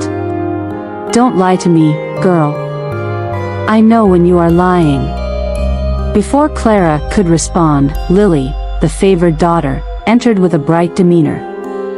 "What's this commotion? Mother angry again?" She giggled, oblivious to the tension, as if mocking the pain in Clara's heart. Shame radiated through Clara as she stood like a specter among them, a reminder that all her efforts to conform would never measure up. With a reckless sense of panic, Clara bent down to serve tea, only to have it scorch her skin as it slipped from her grasp.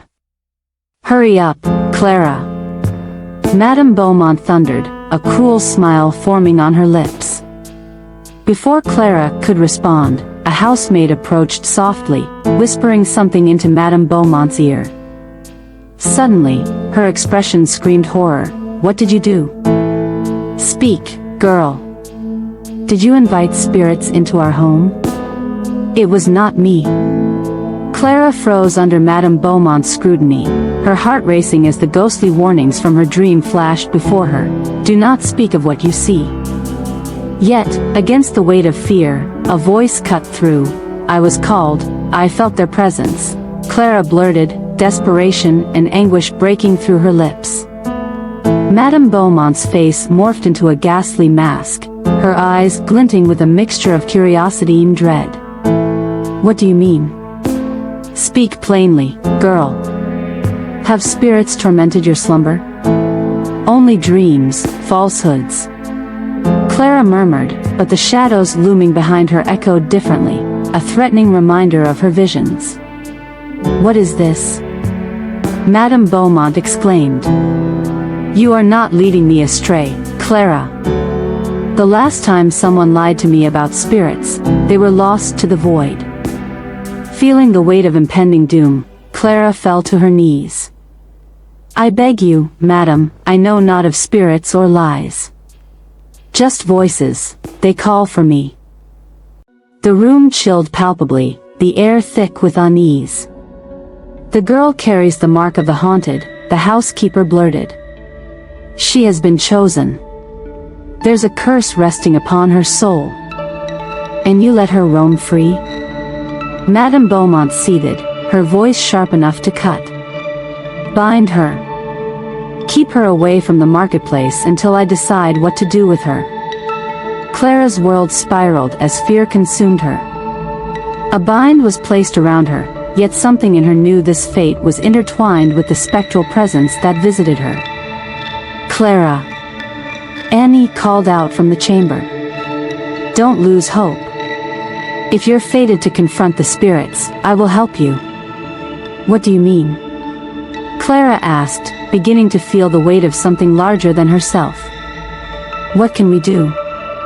Annie hesitated, glancing back as if fearful of being overheard. "There's the market of North Hollows. It only opens at midnight, a place where the living and the dead connect. But beware, my lady, it said one's very existence hangs in the balance there." As dusk deepened, Clara's world was painted in ominous hues. She felt an ancient magic pulling her toward the market. With Annie by her side, they slipped into the night, shadows guiding their path. Upon entering the North Hollows, the air thickened, filled with an odd mix of vibrancy and despair. Figures moved in the shadows, blurry outlines of both living and dead, exchanging goods wrapped in gold and darkness. "What must we do?" Clara whispered to Annie, feeling the quest reframing before her. "Find what you need, perhaps there's something to help appease the spirits," Annie replied, her eyes wide with both wonder and terror. As Clara wandered deeper, otherworldly whispers beckoned her, sowing tales of regret and vengeance through the night's air. They narrated histories long forgotten, of hearts drawn to darkness and souls ensnared. Suddenly, Clara spotted an unearthly transparent figure hovering just behind a stall of glimmering trinkets. She reached out, feeling an inexplicable pull. Amidst the items, she found a pure white feather, glimmering, soft, and chillingly beautiful. "Take it, it belongs to you," a voice of the specter echoed in her mind, an invitation laced with mystery. "I must have it," Clara said, pushing past her anxieties. Grasping the feather, warmth enveloped her, illuminating the shadows lurking around her. "What now?" Annie asked, trembling as they turned to leave. Just then, a scream tore through the night. A flickering silhouette of Madame Beaumont materialized, spitting punishment. "What have you done, Clara? You dare to meddle in affairs beyond your mortal grasp. Return what you have stolen, or eternal shadows shall claim you." "Madam!" Clara cried out, fear eclipsing all rational thought. Just then, the otherworldly force that had called out to her surged, gripping Clara's heart like an icy hand. She felt the weight of countless spirits pressing upon her, desperate to escape their confines and seek resettlement. "I cannot return this before I face my fate," Clara shouted, summoning courage she didn't know she had. "You have no power over those who wish to be heard." The force exploded into chaos, the market thrummed with uncontainable energy. "Foolish girl, do you even comprehend what you are toying with?" Madame Beaumont spat, her eyes ablaze with rage as shadows swirled at her feet. But Clara only felt empowered. "I will speak for them. They deserve a voice." With thunderous resolve, Clara and Annie interlinked fingers and summoned the spirits entrapped within the market. "Speak your truth. Release your pain." The air grew heavy, whispers turned to cacophony, voices swirling around like a tempest, seizing the night. The ghostly figures emerged, bound in chains forged by despair. Suddenly, Clara felt the feathers start to glow, the light cutting through the darkness and illuminating the path for the lost souls. They began to drift towards the radiant glow, a sense of peace washing over them as they departed. "I will not lose you," Madame Beaumont shouted, a ghastly figure lunging towards Clara in desperation. Time twisted and bent, and Clara found herself amidst a storm of shadows. Adrenaline coursed through her as she wielded the feather as a shield against the encroaching darkness. As the last of the spirits crossed through the light, the echo of their gratitude danced in the chilling air. With a final roar of fury, Madame Beaumont collapsed, her power fading. The air snapped back to silence, and Clara stood, trembling on solid ground, the remnants of their decision echoing painfully in the air around them. "We did it," Clara breathed, suddenly realizing how much had changed, how powerful light became in the face of darkness. As dawn broke over Hollow Creek, Clara looked back at the forsaken market that still lingered in the air like a memory half remembered, but the shadows no longer threatened her.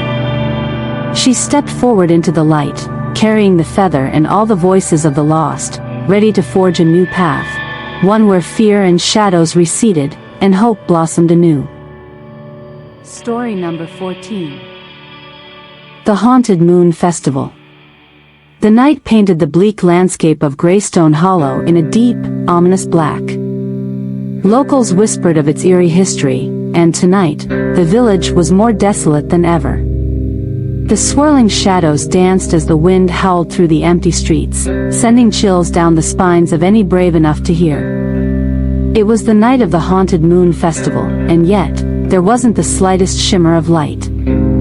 The sky hung heavily with thick clouds, brooding in silence.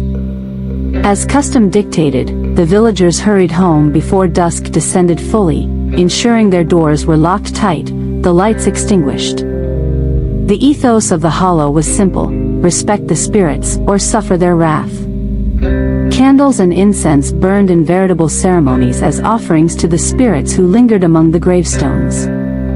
Bang! Boom! Boom! By midnight, thunder erupted overhead, illuminating the world with streaks of lightning. The once hidden flora was suddenly laid bare, shivering as the storm unleashed its fury. Amidst this, the path leading towards the graveyard, that unwelcome anomaly of Greystone Hollow, was quickly turning into a treacherous quagmire. 3 figures trudged through the muck, their silhouettes barely discernible in the wild storm. Clad in tattered rain gear and straining under the weight of cumbersome equipment, they approached the crumbling edifice of the old abandoned manor, rumored to be cursed. The leader, a grizzled man named Thaddeus, was known for his reckless pursuit of the supernatural. Damn it all.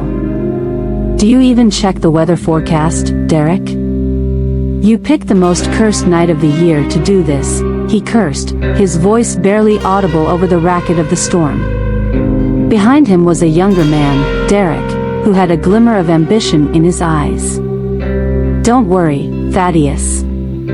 This will be perfect. The villagers say she wanders these grounds looking for revenge. Just imagine the photos, he said, shivering half from fear, half from the cold. Beside him, Lucas, the third companion, muttered, I just hope we can pull this off without angering whatever lurks in there. His voice trembled, but he didn't want to show weakness in front of the 2 more seasoned explorers.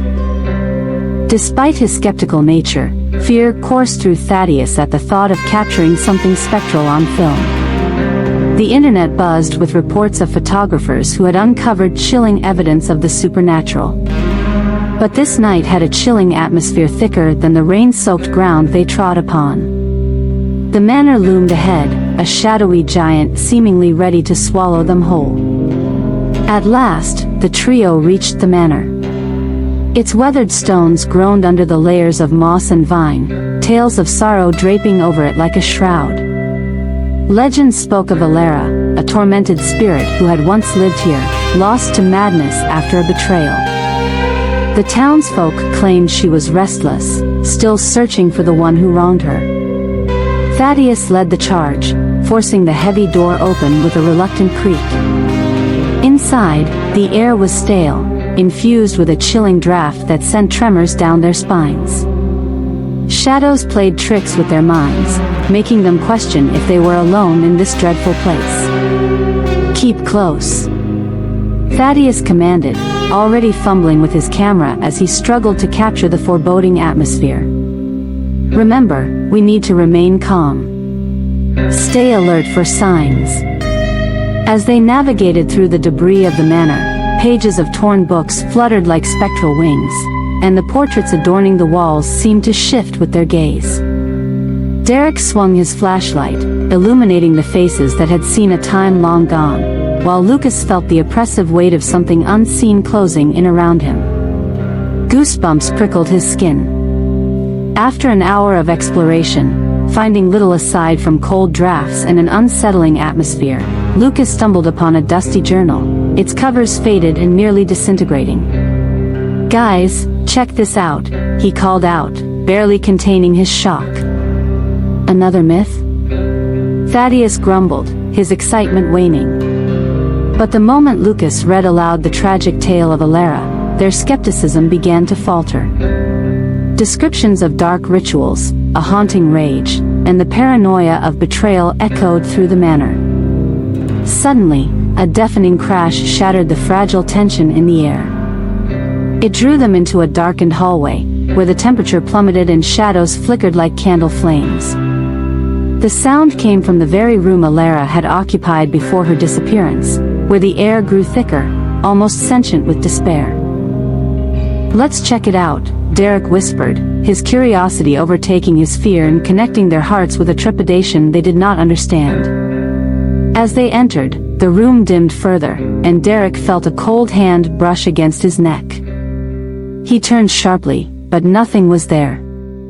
Just an empty room, except for the noose that swung gently from the chandelier, an unholy reminder of Alara's tragic end. No, this isn't right, we should go, Lucas's voice quivered, his eyes wide as he stumbled back. Don't be a coward. We came here to document the supernatural, Thaddeus snapped, pushing forth.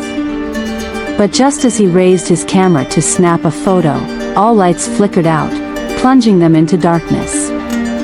In the cloying blackness, the frigid air was pierced with whispers innamed by the wind. Voices which seemed to sigh and beckon them forward, haunted murmurs growing inexplicably louder.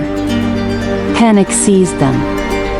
They stumbled, bumping against the walls, searching for an escape as shadows coiled around them. "We have to leave now," Derek screamed. But it was too late. The whispers transformed into anguished wails, echoing their despair through the creaking floorboards. Thaddeus swung his flashlight around, illuminating sights that would haunt them forever, spectral figures drifting in and out of view, eyes wide with sorrow, trapped in an endless loop of their own torment. "Run!" Thaddeus shouted, and they bolted from the cursed chamber, desperately retreating toward the entrance. But the manor seemed alive, closing in around them, the walls shifting as if they were a labyrinth conspiring against them. In the chaos, they lost each other in the labyrinthine corridors. Derek found himself in a small parlor, the fireplace adorned with charred relics of what once might have been love and warmth. Suddenly, Alara appeared before him, her figure cloaked in shimmering white. "Haven't you seen enough?" she whispered, her voice a chilling wisp of fog. "You trespass on hollow ground. Return what was stolen or face the curse of my despair." Meanwhile, Lucas had joined forces with Thaddeus, hearts hammering in fear. "We need to help Derek," he said, panic-stricken. But as they turned back toward the room, the way was lost. The house had transformed, creating a new path altogether. They found themselves trapped in what felt like an endless nightmare, an echo of their own fears where time lost its meaning. With shadows enveloping them, Thaddeus realized their only hope lay in understanding Alara's story. "Wait! We didn't come to harm you. We're just trying to help," he shouted into the darkness, feeling brave but knowing they were still far from safe. "Tell us how we can ease your suffering." Alara's lament filled the room as she appeared again, her ethereal presence glowing softly. "There is no salvation for me, but my sacrifice may bring clarity to others," she murmured, tears shimmering like crystals under the flickering shadows. "The truth must be uncovered. My love betrayed me, and in my rage, I cursed this place."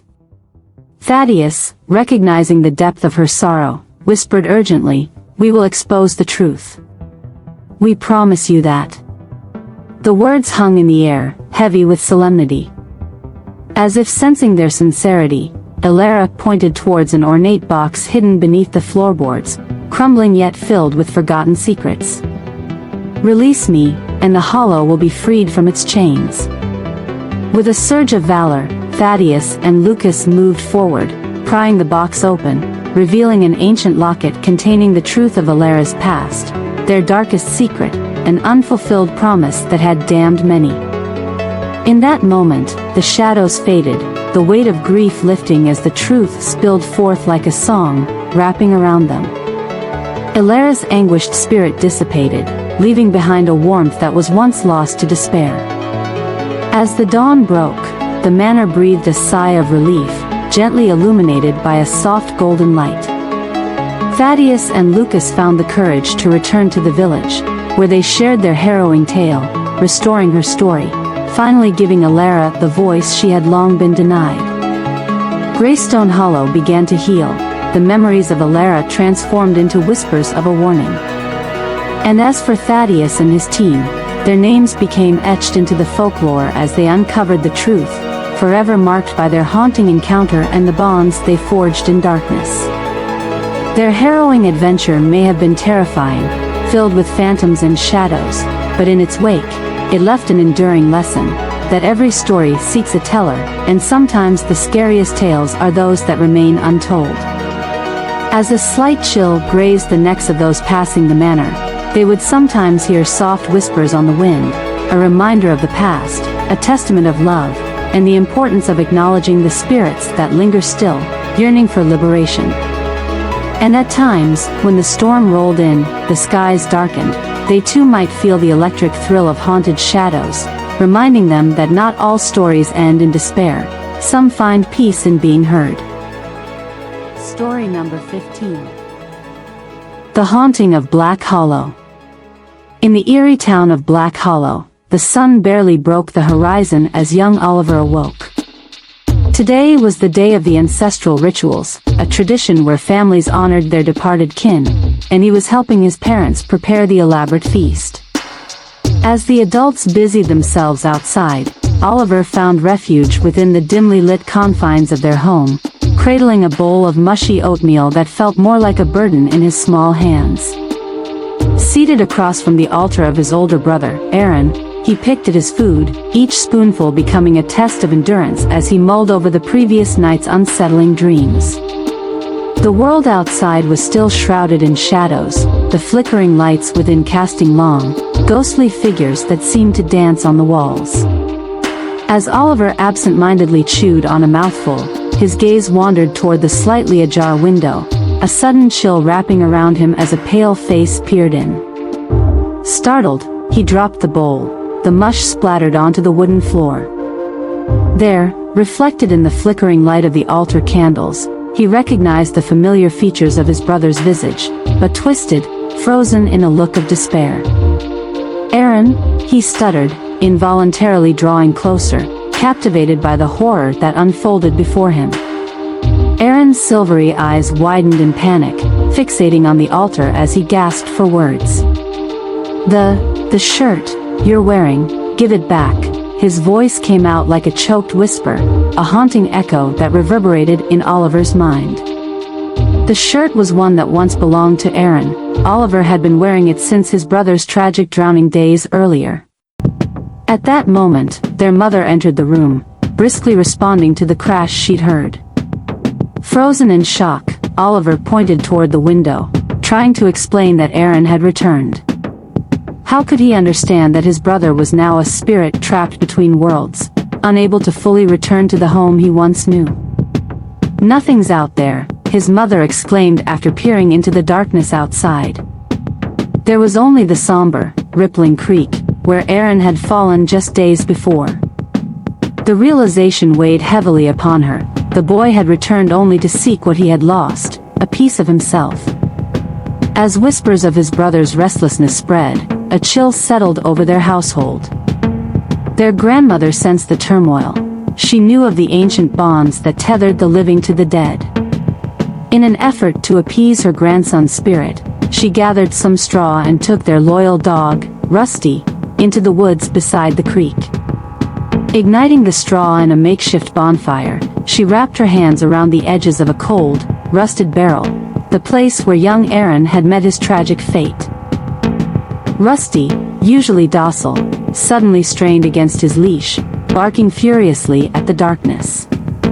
"What is it, boy?" she murmured, her voice barely audible over the crackling flames. The dog continued to bark, pausing only to listen to something beyond the veil of silence surrounding them. Unease boiled within her. Perhaps it was time to reposition Aaron's altar, to shield Oliver from the haunting shadows that flickered close by. That night, Oliver was plagued by nightmares. Shadows crept into his consciousness as he dreamt of Aaron, standing outside their door, soaked and shivering.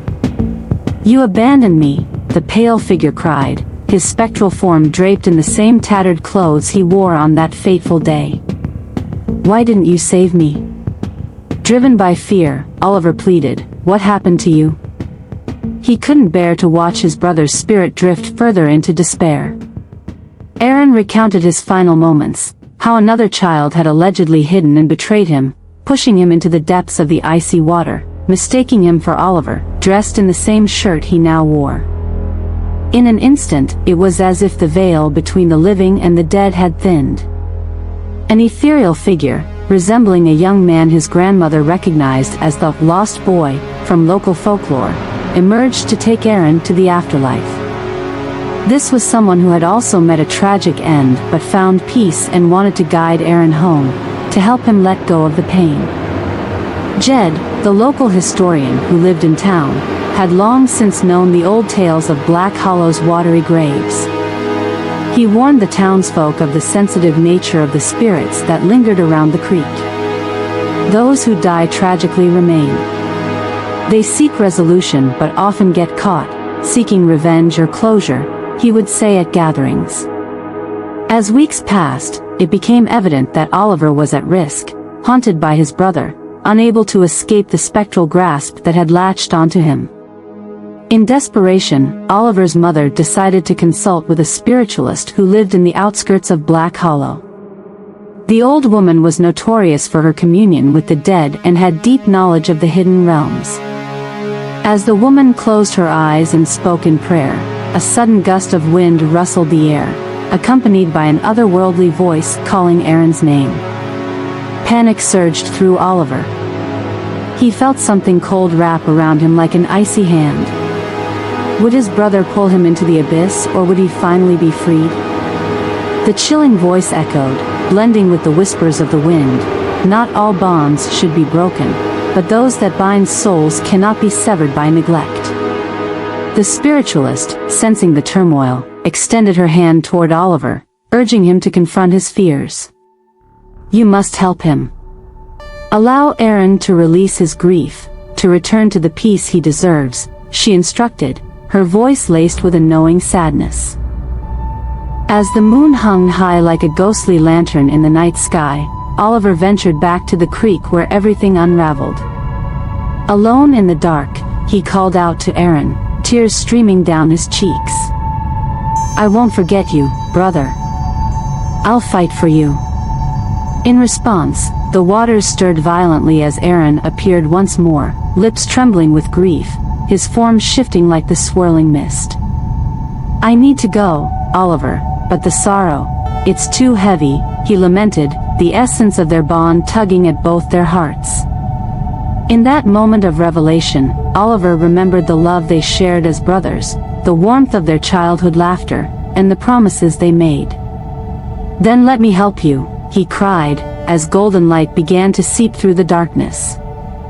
Singing a childhood lullaby, he reached out, allowing their memories to intertwine, a last embrace one would hope would provide peace.